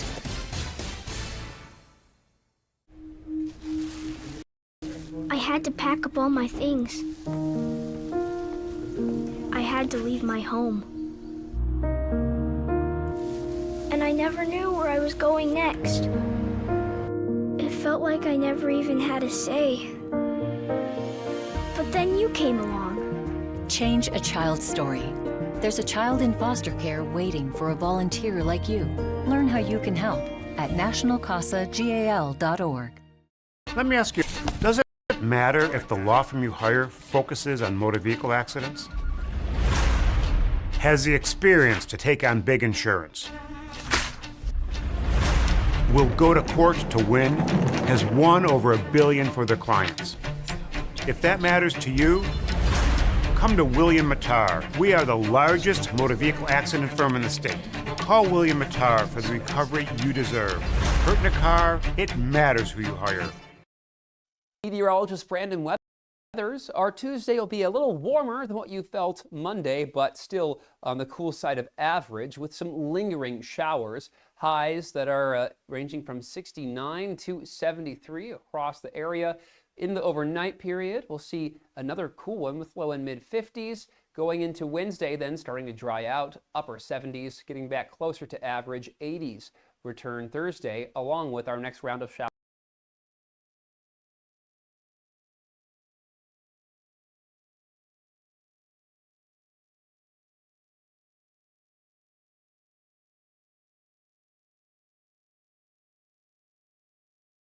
The Frankly Speaking Roof Cam, brought to you by Boss Security and Horseheads. Contact them today for all your business and home security needs. We are back, broadcasting live from the Hesselson studio. A couple comments from viewers. If the Republicans want to win the midterms, they will pass the SAVE Act. It's that simple. And also, just look at all the conservatives in government that vote against the American people. We are waiting for the midterms. That's a good point. All right. There is... Well, I got to mention this because this is terrifying. We've talked about the rise of anti-Semitism in the Democrat Party. It's not me saying it. Van Jones said it years ago that there was some marbling. I think you could argue easily that the marbling is the majority at this point. Left-wing commentator Hassan Piker, who's been making the rounds, I mean, he's out there. He's getting a lot of attention. His remark that American Jews' support of Israel invites violence against them has caused a public spat among Democrats in Michigan.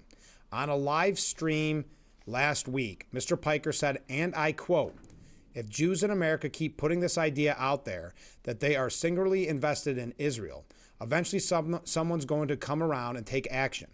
Not against the state of Israel, mind you, but against American Jews." Wow. They're not even hiding it anymore. The inciting violence. I know last week we had the rabbis and others calling for Mayor Zohran Mamdani to tone down the rhetoric. Wow. Quote, Mr. Piker saying, quote, "If Jews in America keep putting this idea out there that they are singularly invested in Israel, eventually someone's going to come around and take action.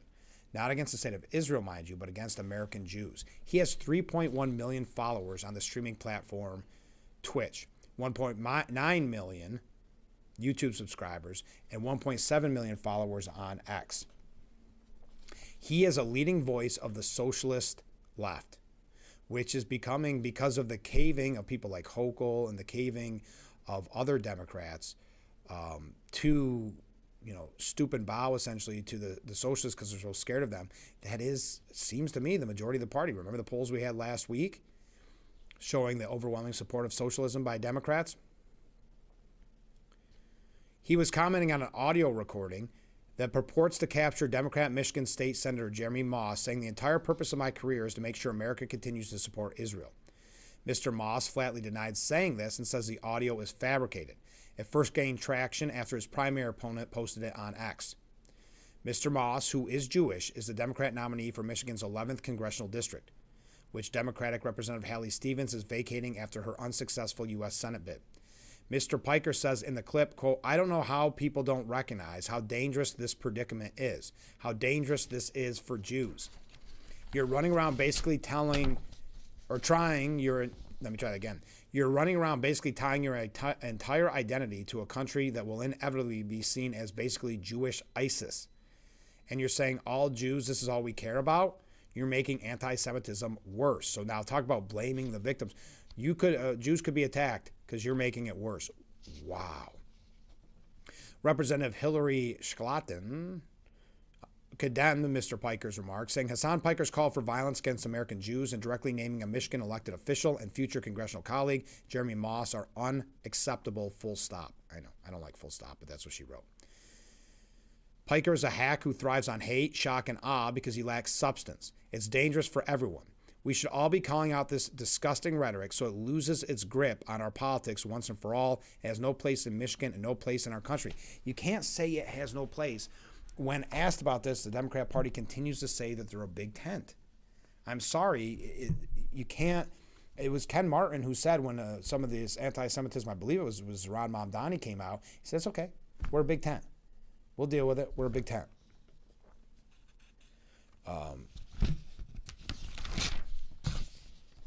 Now, Piker responded directly to Representative Schlatten, saying that he wouldn't spend so much time vying for the spotlight by actively defaming a prominent anti-Zionist voice to harm the Democrat Senate majority chances over a 90-10 issue. It's a 90-10 issue? What is? Anti-Semitism? Is that what he's admitting there? Or is he just saying it's a 10% issue? Wow. Republican Senate nominee Mike Rogers said, absolutely disgusting. If Abdul al-Assad had any courage at all, he would call this out and disavow Hassan Piker once and for all. We're waiting, Abdul. I got to call it out. Al-Assad said, anti-Semitism is a scourge and we need to address it in all forms. And I stand against any rhetoric that puts the community at risk. While politicians and pundits try to make this race about a Twitch streamer, we're going to be talking about gas, good schools, and healthcare. He campaigned. You can't distance yourself now when you campaigned in the primary with Hassan Piker. Hassan Piker was at his victory party, blaming anybody who didn't vote for him, saying that they're Islamophobic. All right, that's enough on that. We got to take a break because we want to hear from our good friends. We got some other Democrat Socialist America, but we want to hear from our friends from the Finger Lakes Bike Rally, which is coming up in Hector this weekend. Wait till you hear about all that they have going on. It's quite impressive. I don't know how. It's 3 days. But you'll hear all about it. Tomorrow on the program, kicking off the broadcast at 6 o'clock, we're going to hear from Kyle Northrup. He's on the national U.S. team. He's a national U.S. team fighter. We're going to tell you what that means, where he's headed, what the championships are going to look like. And then later on in tomorrow's broadcast, because it's a double header of interviews, we're going to be talking with our friend Steuben County Legislator Joe Tobia. I do have a couple of other guests that are kind of in the works for the rest of the week, but I'm hoping maybe one day this week, since already we've had we'll have had in 3 days 5 guests. I'd like to have a little time to just spend with you. We'll see how that goes, though. We'll keep working on it. All right, stay with us. I have all my... since we were talking about the Second Amendment earlier, and al-Assad's saying that you're lucky. He believes he will let you keep your hunting rifle. Well, how perfect is this to promo the amazing organization SCOPE, Shooters Committee on Political Education? The Chemung County chapter is holding their meeting, and this is with New York State Assembly member Chris Friend. Chris Friend's going to be their guest, and that is coming up Wednesday, tomorrow, at 6:30 p.m. at the Pine City Sportsman Club, 187 Mountain View Drive in Pine City. Don't miss this. SCOPE is an amazing organization, and I know it's always fun to hear from Chris Friend. Okay, that does it for that segment. Coming up next, we're going to hear about the Finger Lakes Bike Rally. Stay with us. This is, Frankly Speaking, here on WYDC TV, Big Fox.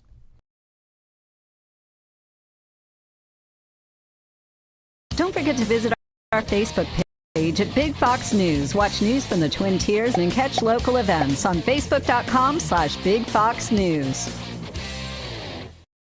Away your swimming pool time at Hesselsen's for next year. With Hesselsen's Easy Layaway Plan, only $500 down guarantees you this year's price and gets you on an early installation date for next year. But hurry in, as next year's list will fill fast. Same great pricing, same great service, same great installation. Come in early so you can enjoy your new swimming pool all summer long. Hesselsen's, your locally owned and operated swimming pool store since 1955, will always be there for you today, tomorrow, and for years to come. Remember, it's always fun to poke in the corners at Hesselsen's. Make this summer event at Chilson Wilcox Reloaded. Drive home a 2026 Ram 1500 Express and save over $10,000. Step up to a 2026 Ram 1500 Bighorn Crew 4x4 and save over $13,000. Plus, it comes with the best powertrain warranty in the business. 10 years or 100,000 miles. Save over $8,000 on a 2026 Jeep Grand Cherokee Laredo X. And as always, get the highest trade-in values, period. Always save more at Chilson Wilcox. Selling cars a different way, the right way. Hurry in. When they're gone, they're gone. United Way fights for the health, education, and financial stability of every person in every community. Will you?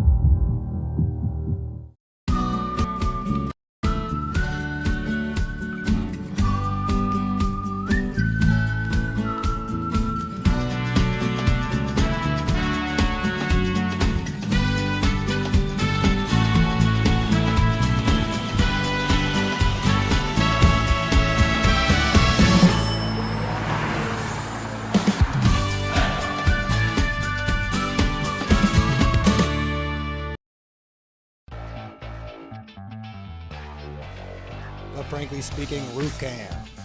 Brought to you by Boss Security in Horseheads. Contact them today for all your business and home security needs. Welcome back to Frankly Speaking here on WYDC TV Big Fox. I'm your host, Frank Aiken. We are broadcasting from the Hesselson studio. And in that studio, it's time to talk about the second annual Finger Lakes Bike Rally. Thanks so much for being on the show.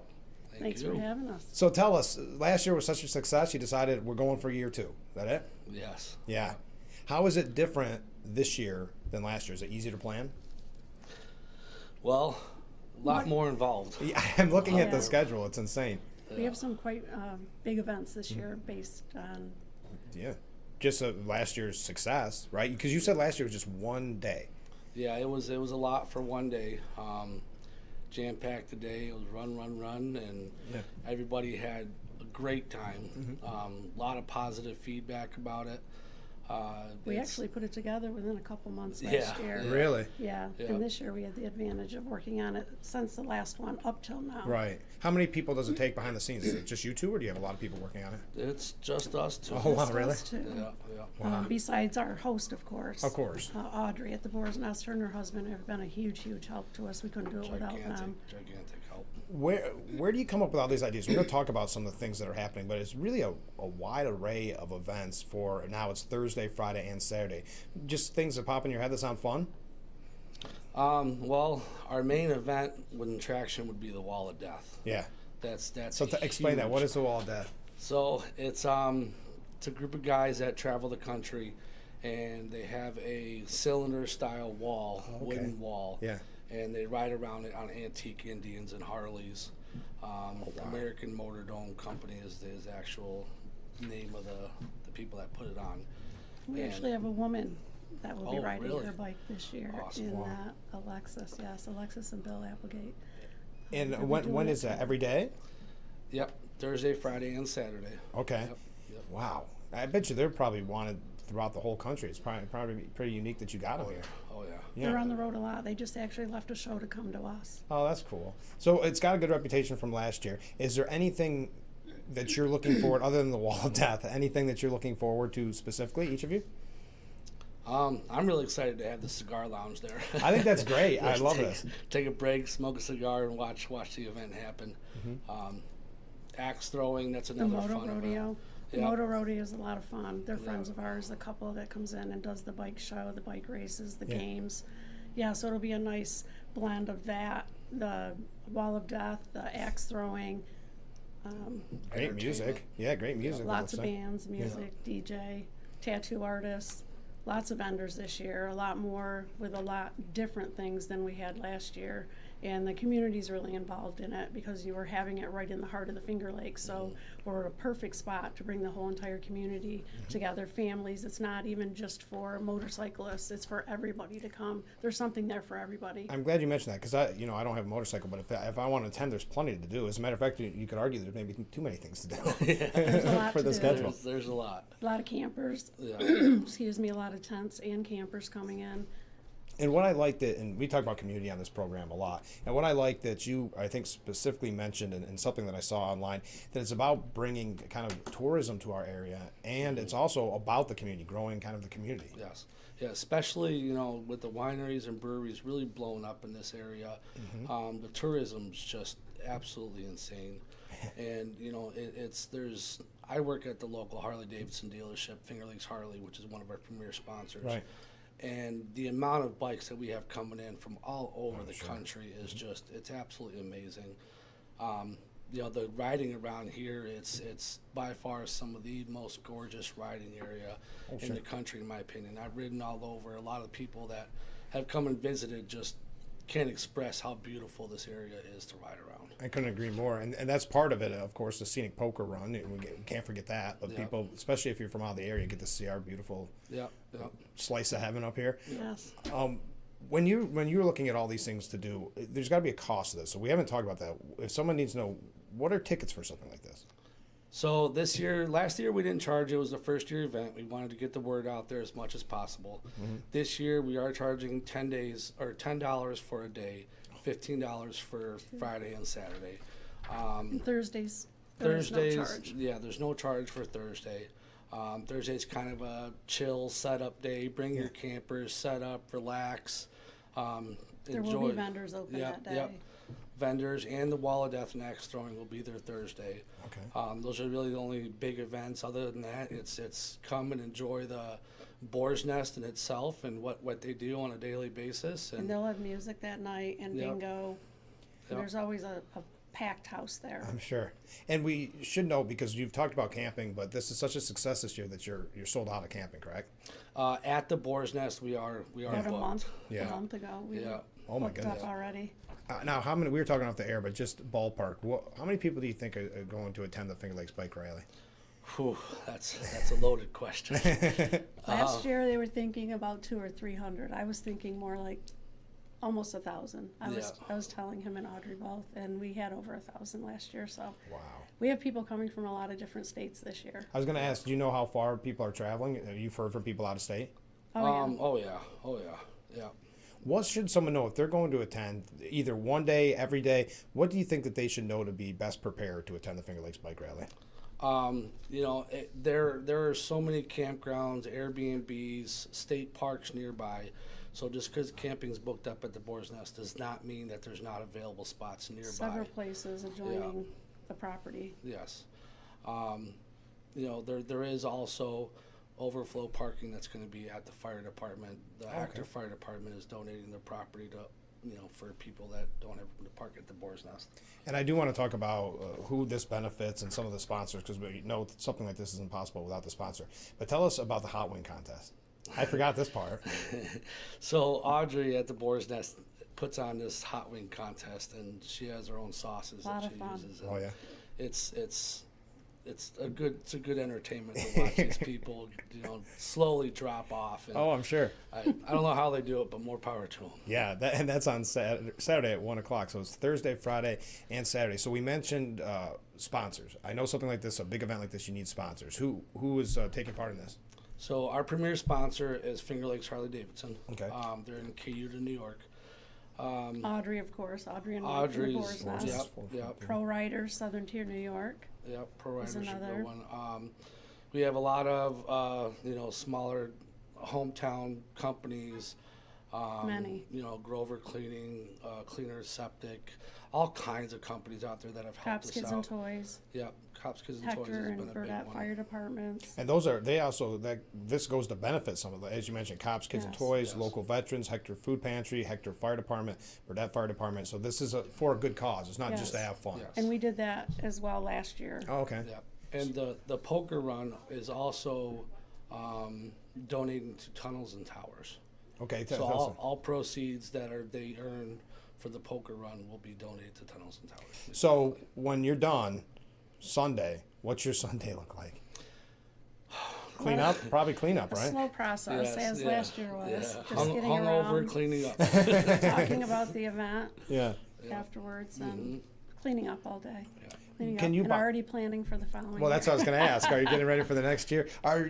Do people, can they just show up to get tickets, or should they get ahead of you, get a hold of you ahead of time? No, 100%. So tickets will be sold at the door. We don't have any pre-registration for this. It's show up, and we'll have people at the door manning it. You'll get a wristband for one day or a different color for 2 days. It's trying to keep it simple. Yeah. Eventually, once we get bigger, we'll have a website and pre-plan a little bit more on tickets and things like that. But as for right now, this seems to be working. Well, and we should mention that you do have a Facebook page, so if people need to find out more, they can find it all out there. So you kind of gave it away. You plan on doing a third annual next year? We plan on having this be something that's a staple to this community, the Finger Lakes region.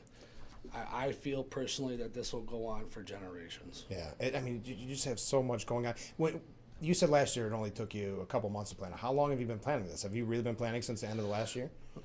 Yes, yes, mainly because some of the big events, bands, they book up quick. Yeah. So that's one of the first things we do is book bands and entertainment because they're booking out Some of them were already booked a before. year in advance. I know. It's just crazy. So again, it's this weekend, the Finger Lakes Bike Rally 2nd Annual. Thanks so much for being on the show, and best of luck. I hope you have like 10 seconds that you can finally enjoy it. Oh yeah. Yeah. Thank you so much. Of course. Stay with us. We'll be right back with Frankly Speaking after this.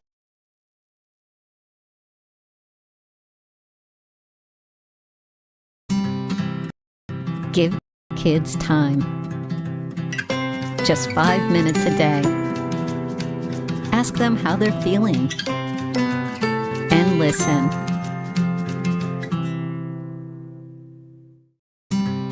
Give kids time. Just 5 minutes a day. Ask them how they're feeling. And listen.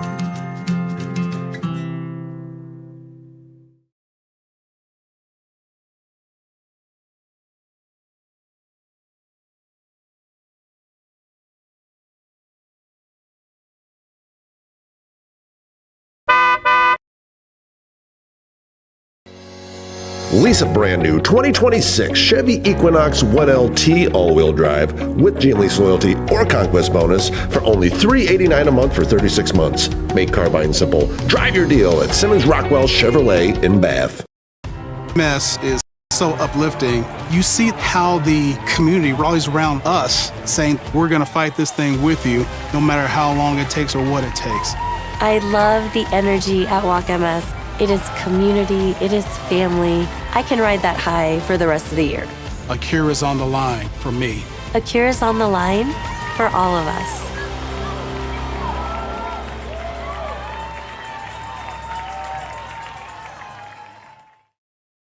Meteorologist Brandon Weathers. Our Tuesday will be a little warmer than what you felt Monday, but still on the cool side of average with some lingering showers.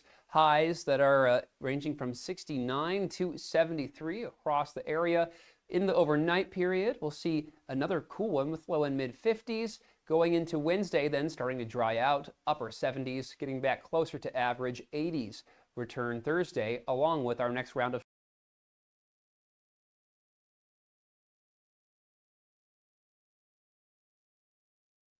the Frankly Speaking roof cam. Another picturesque view. I like it as the sun moves. Brought to you by Boss Security and Horseheads. Contact them today for all your business and home security needs. We are back, broadcasting live from the Hesselson studio. And we thank you to our friends from Finger Lakes Bike Rally. That sounds like it's going to be a lot of fun. You don't have to be a motorcycle enthusiast to have fun at that. Why is that? That's weird. All right. I know some audio was playing. I appreciate the notice. Okay, let's go to a couple viewer comments here. Of the millions of viewers Hassan Piker has, he knows that there's a small number of deranged lunatics. Those are the people he knows his comments will motivate. You're right, Ken. That's what makes that so terrifying. And everybody should denounce it. You know, they say, why should I have to denounce some podcaster? I don't want to compare these two people, and they're in no way, shape, or form comparable. But do you remember when Limbaugh had his show, that Republicans were asked questions all the time? Limbaugh said this, Limbaugh said that. But now it's off limits to ask al-Assad questions about Piker. Now, those two people shouldn't even be named in the same sentence. I'm not saying it that way. Before people get mad, I understand it. But I'm just comparing the two, of the treatment that a Republican gets as compared to a treatment a Democrat gets. And Rush, when he said something, very often it was just conservative values that people were questioning. It wasn't this extreme. I mean, Hassan Piker was essentially inciting violence against American Jews. And he's one of the leading voices of the Democrat Party. It's something that you have to, at least the far left of the Democrat Party. Now, we also heard last week about this Democrat Socialists of America bigwig whose parents were kind enough to buy him a house. I think it was a $1.5 million house. I mean, he's living in the lap of luxury. Gustavo Gordilla. Well, they asked Mayor Zoran Mamdani about Democrat Socialists of America co-chair Gustavo Gordilli amid controversy over a $1.5 million home his father bought for him. Well, guess what? Mamdani defended him. I think anyone who is focused on delivering a more affordable life for the people of New York City, a fairer life for the people of New York City, and frankly, those of the world should be welcomed into this work. So it doesn't disqualify them from advocating for a leftist progressive agenda of taking money away from the wealth. Not at all. Gordilla released a statement yesterday morning, saying noting that his parents came to this country with nothing and worked hard to build a better life. What, the American dream? The same American dream that Gordillo and Mamdani and the Democrat Socialists of America are trying to attack? That's your defense? We have been unusually fortunate, but I do not believe that luck should determine whether someone gets to live with security. My family had opportunities that so many others were denied. This is what motivates me to work toward a world where everyone can afford a home, and that is what drew me to democratic socialism. The belief that our economy should work for all of us, not just those who have gotten lucky with the American dream. And that leads to the question by the New York Post, are they Democrat socialists or just deadbeat scammers? We admit it. It's just delicious to see so many commie cosplayers exposed as frauds. And the hits keep coming. It turns out Gustavo Gordillo not only has his parents paying for massive renovation of the $1.5 million home they bought for him and his brother in Bed-Stuy, he's also using non-union labor for the work. I did not realize that. That's new to me. He's using non-union labor for the work. And the local community board opposed the redo plan as creating a structure out of whack with the block, which experts say the planned beach house clashes with the historic district's vibe. Wow. Then again, Gordillo got suspended from the IBEW membership that he's bragged about, reportedly because he couldn't be bothered to actually do the work of apprenticeship. Yeah, he was a no-call, no-show. Meanwhile, he allegedly stiffed his Crown Heights landlord on 3 months of rent for the place he'd been staying in during the Bed-Stuy rebuild. And of course, equally privileged, Morris Katz, the left-loving campaign consultant for mayors Ron Mamdani and former Maine candidate Graham Plattner, also reportedly stiffed his landlord of $14,000 as he left the Williamsburg pad unit stuffed with trash when he vacated. When you come from a rich family, you don't have your priorities in order. That building super, Felix Barbarossa told the Post. We don't think that's true for all children from wealthy families, but it does seem to apply to a lot of them who turn into ultra-left. Mamdani ally Tracy Rosenthal, who grew up in her Grammy-winning dad's posh Manhattan crib, actually brags of bankrupting her landlord with a years-long rent strike. That African migrant lost the building to foreclosure amid a sad saga that for a while had the city poised to take control. That would have happened under a program Mamdani's now boosting that can hand management over to one of the nonprofits that socialists theorize, like C. Weaver, yet another child of the elite, though not so far as we know a deadbeat. Imagine on the highway to housing heaven. All this epic, sanctimonious self-righteousness and selfishness is simply damning for a crowd that claims to be crusading on behalf of the underprivileged. It's far worse than mere hypocrisy. These seriously twisted menaces to society actually claim they've got the moral vision to remake it. What a wonderful crew to be running City Hall. Did you see, weirdly, and we know he wants to run for president, so there may be something here. Did you see that Gavin Newsom actually offered some praise to the Trump administration? He said during a press conference about his California Kids program, or Cal Kids program, which is a similar state-level effort that he is enthusiastic about, encouraging people to get a Trump account. I think it's incredibly important. It's one of the best things Trump has done. He applauded Ted Cruz and Cory Booker for their work on the program. We're here to encourage people to take advantage of this, to not fall prey to the politics or the cynicism, or maybe even the fear that if I download a Trump account, somehow that means something. It doesn't. It just means something for your kids. It's not Trump's money, it's your child's money. I never even thought about that. There's got to be Democrats that are not signing up their children because they're fearful of Trump's name being on this. It's a great, by all accounts, it's just a great program for children's futures. And think of how many, I didn't even think of that. And Gavin Newsom had to have a public service announcement basically telling people, no, it's okay. I know you don't like Trump. I know you hate Trump, but this isn't Trump's money. It's your money. Get it for your kids. Wow. It's a little Trump derangement syndrome, isn't it? Did I miss? Oh, I did miss a comment from a viewer. Does anyone know what's going on the bridge on the Corning end of 414? That thing is torn up more often than not. We were just talking about this. It had to be. This has to be torn up now for. It started construction on it last year, so I don't know what's causing the problem. I don't know what's causing the issue, but if anybody does know, I'd love to hear from you. A couple of local. Oh, we got to get to. No, not a couple of local stories, because I have to take a break, and then we're gonna get to Bruce Blakeman's campaign, a couple things here about Governor Hochul, and then we are going to wrap up this morning's edition because we only got 15 minutes left. So please keep those comments, keep those waves coming in, and we'll be right back with Frankly Speaking here on WYDC TV, Big Fox.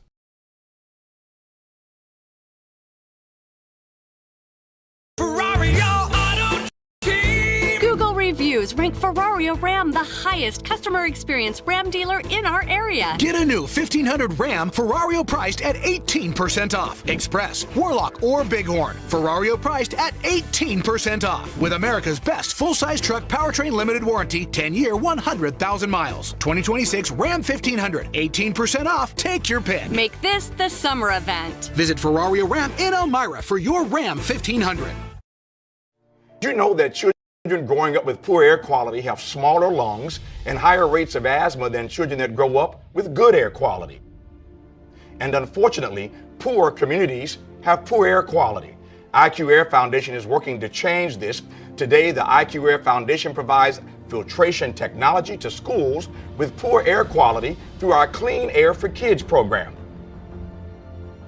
Our goal is to help over 50,000 school children every year breathe over 90% cleaner air indoors, helping to level the playing field, reduce barriers to learning, reduce sick days, and increase test scores.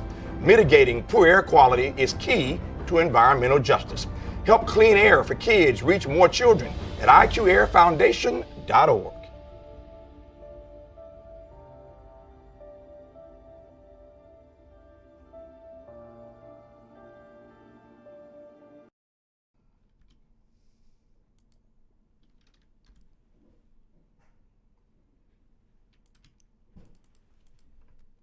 The Frankly Speaking Roof Cam.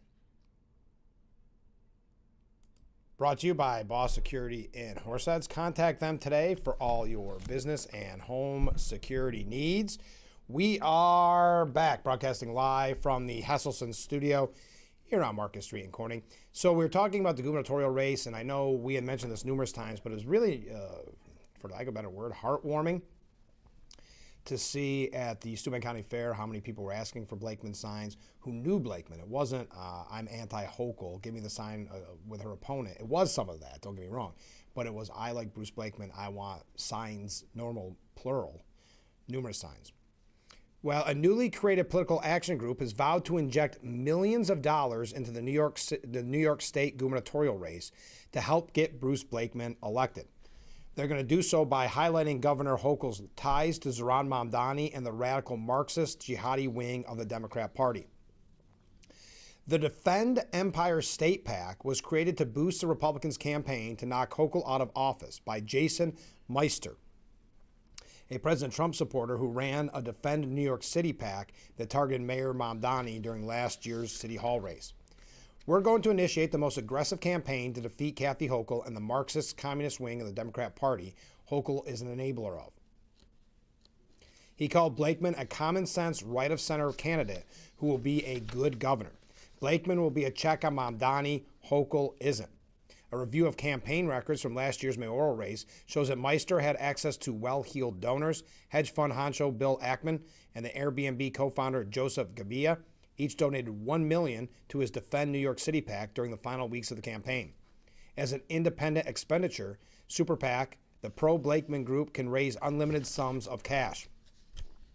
Meister said Hochul is an accidental governor. Well, that's true. We're going to expose her record and her relationship with Mamdani. This is a national conversation. We don't want the radical Marxist contagion to metastasize to other cities and states.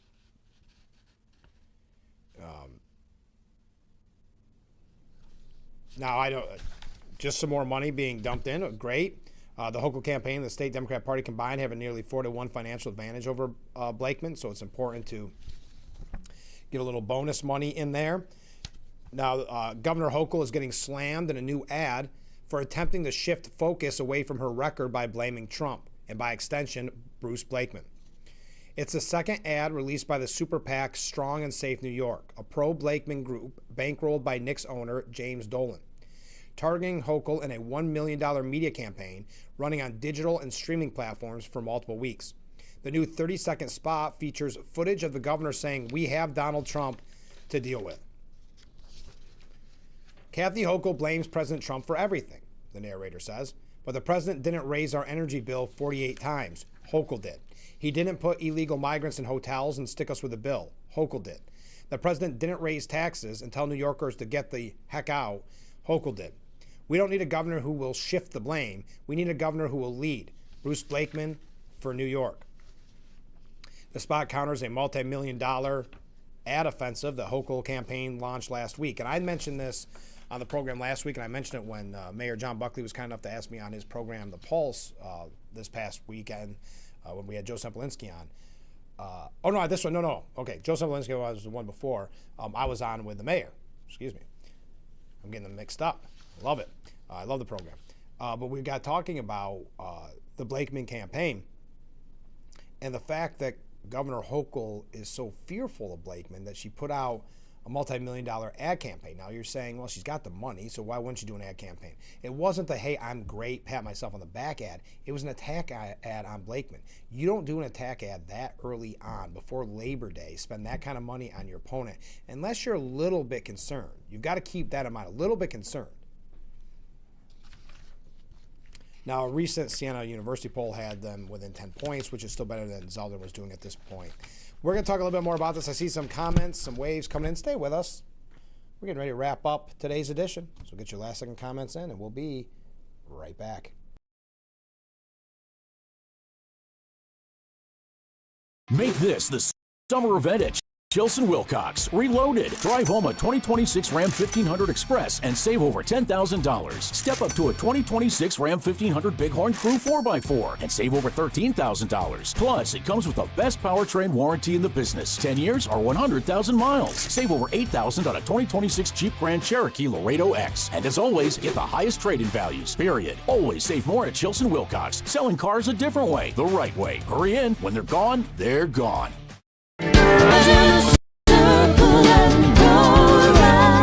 World Youth Clubs provides professional and technical assistance to all our affiliate clubs all around the world.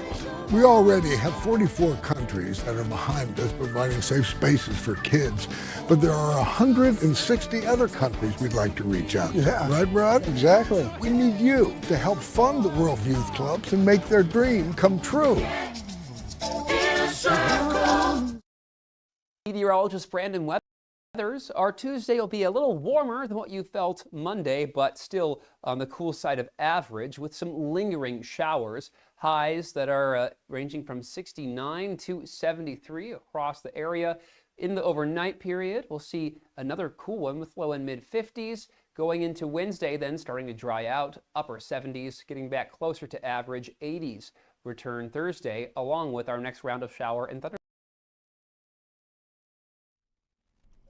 The Frankly Speaking Roof Cam, brought to you by Boss Security in Horseheads. Contact them today for all your business and home security needs. We are back, getting ready to wrap up today's edition. Ken writes in, I wonder what the poly market odds are on Mamdani attending the 9/11 ceremonies after the families asked him not to attend.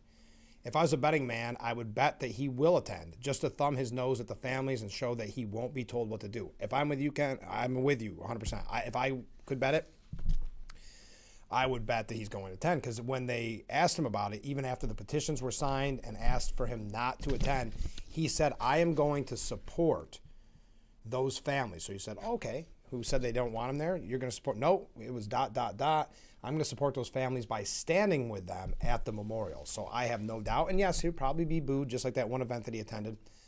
Doesn't seem to bother him. I don't see a way that he misses that. I really don't. Hochul actually expects, quote, helpful Mamdani in her re-election bid. I think he'll be helpful. She's not distancing herself from Mamdani. Remember, she was one of the earliest and longest endorsers of Mamdani. The governor potentially campaigning alongside Mamdani is a reflection of the mayor's ongoing strength with voters less than a year since he took office, and Hochul's recognition of that political prowess. I think his political power is overhyped personally, but I think when you have people like Hochul caving to the Democrat Socialists of America, it makes them seem a lot more powerful than they are. I think November is going to play an important role in all of this. He was a fluke, in my opinion, Mamdani, when you had voters being told it's either this guy that you don't know or it's Governor Cuomo, former Governor Cuomo, who you do know. That was a bad place to be. But yeah, she said a moderate Democrat. Do you always like that? That they always make a point to call Hochul a moderate Democrat. So this moderate Democrat is looking forward to campaigning with a Democrat Socialist of America mayor who has said anti-Semitic things in the past, has pushed taxing the wealthy. The list can go on and on, right? That makes her a moderate. Okay. Just interesting how they changed the rules. How far right will be thrown at anybody with an R next to their name, far right. But when it's a Democrat that they think it'll help in her campaign, it's a moderate Democrat. But she's been scared of the socialists, and now she's excited to campaign with them. One last thing about Mamdani, not that I want to focus too much on him. Immigrant grocers are suing Mamdani over his government-owned supermarkets, likening the plan to Walmart coming to New York City. Yeah, of course it's going to destroy a lot of these bodega owners and like that. The Multicultural Business Coalition, which is comprised of 50 chambers of commerce representing ethically diverse businesses, filed 2 lawsuits in New York State on Monday. One of them is 7-page class action on behalf of hundreds of store owners who are members of groups of that have been historically discriminated against. The class action alleges that business owners' civil rights will be violated if the municipal stores are allowed to open. The second suit, a 13-page filing in New York State Supreme Court, claims that the government-owned stores would present problems similar to those posed by Walmart, which has attempted several times to enter the Big Apple without success. All right, a couple of things to breeze through because we're going to wrap up today's edition of Frankly Speaking. We were talking about gun rights earlier. Al-Assad, kind enough to tell us what gun rights he thinks we should be able to have, and that's hunting rifles. The Centers for Disease Control and Prevention put defensive gun use figures back on their website. They had them off in the past because, they push this narrative that gun ownership isn't safe for some reason. Not them, I'm saying groups do. The Centers for Disease Control and Prevention put defensive gun use figures back on their website. And the data shows upwards of 2.5 million such uses a year. Now, this was deleted back in 2022. And it was because CDC was pressured by gun control activists. But it is 2026, and the data is back on the CDC website on the About Firearm Injury and Death page. Under the subtitle, Defensive Gun Use, estimates of defensive gun use vary depending on the question asked, population studied, time frame, and other factors related to study design. The report priorities for research to reduce the threat of firearm-related violence indicates a range of 60,000 to 2.5 million defensive gun uses each year. Wow. Protecting themselves, almost 2.5 million people protecting themselves with their Second Amendment right. One last thing, just maybe get your opinion on the way out the door. On the Ingram angle yesterday, Robert F. Kennedy Jr. said we've been mass poisoning kids with ultra-processed food. The new rules are going to get rid of 70% of the calories that our kids take today with ultra-processed food. That is why the obesity crisis is happening. We're getting rid of that with the new school lunch program. We're getting rid of ultra-processed food. We're putting protein at the center of the plate. We're getting rid of the refined grains and putting in whole grain. We're getting rid of the fruit juices, which they've been using to substitute instead of feeding them actual fruit. And then we're also, my agency is adding to this, adding to what Brooke's putting in, $32 million to help these schools bring back their kitchens and do other things. It's a one-time grant to schools who start cooking from scratch again, like we saw when we were kids. Out of time. Thank you to our friends from Finger Lakes Bike Rally. Join us tomorrow morning. Kyle Northrup will be our guest, as well as Steuben County Legislator Joe Tobia. All right, join us every weekday morning at 6 for Frankly Speaking, only on WYDC TV. Big Fox, we will see you tomorrow morning bright and early. Look forward to it already.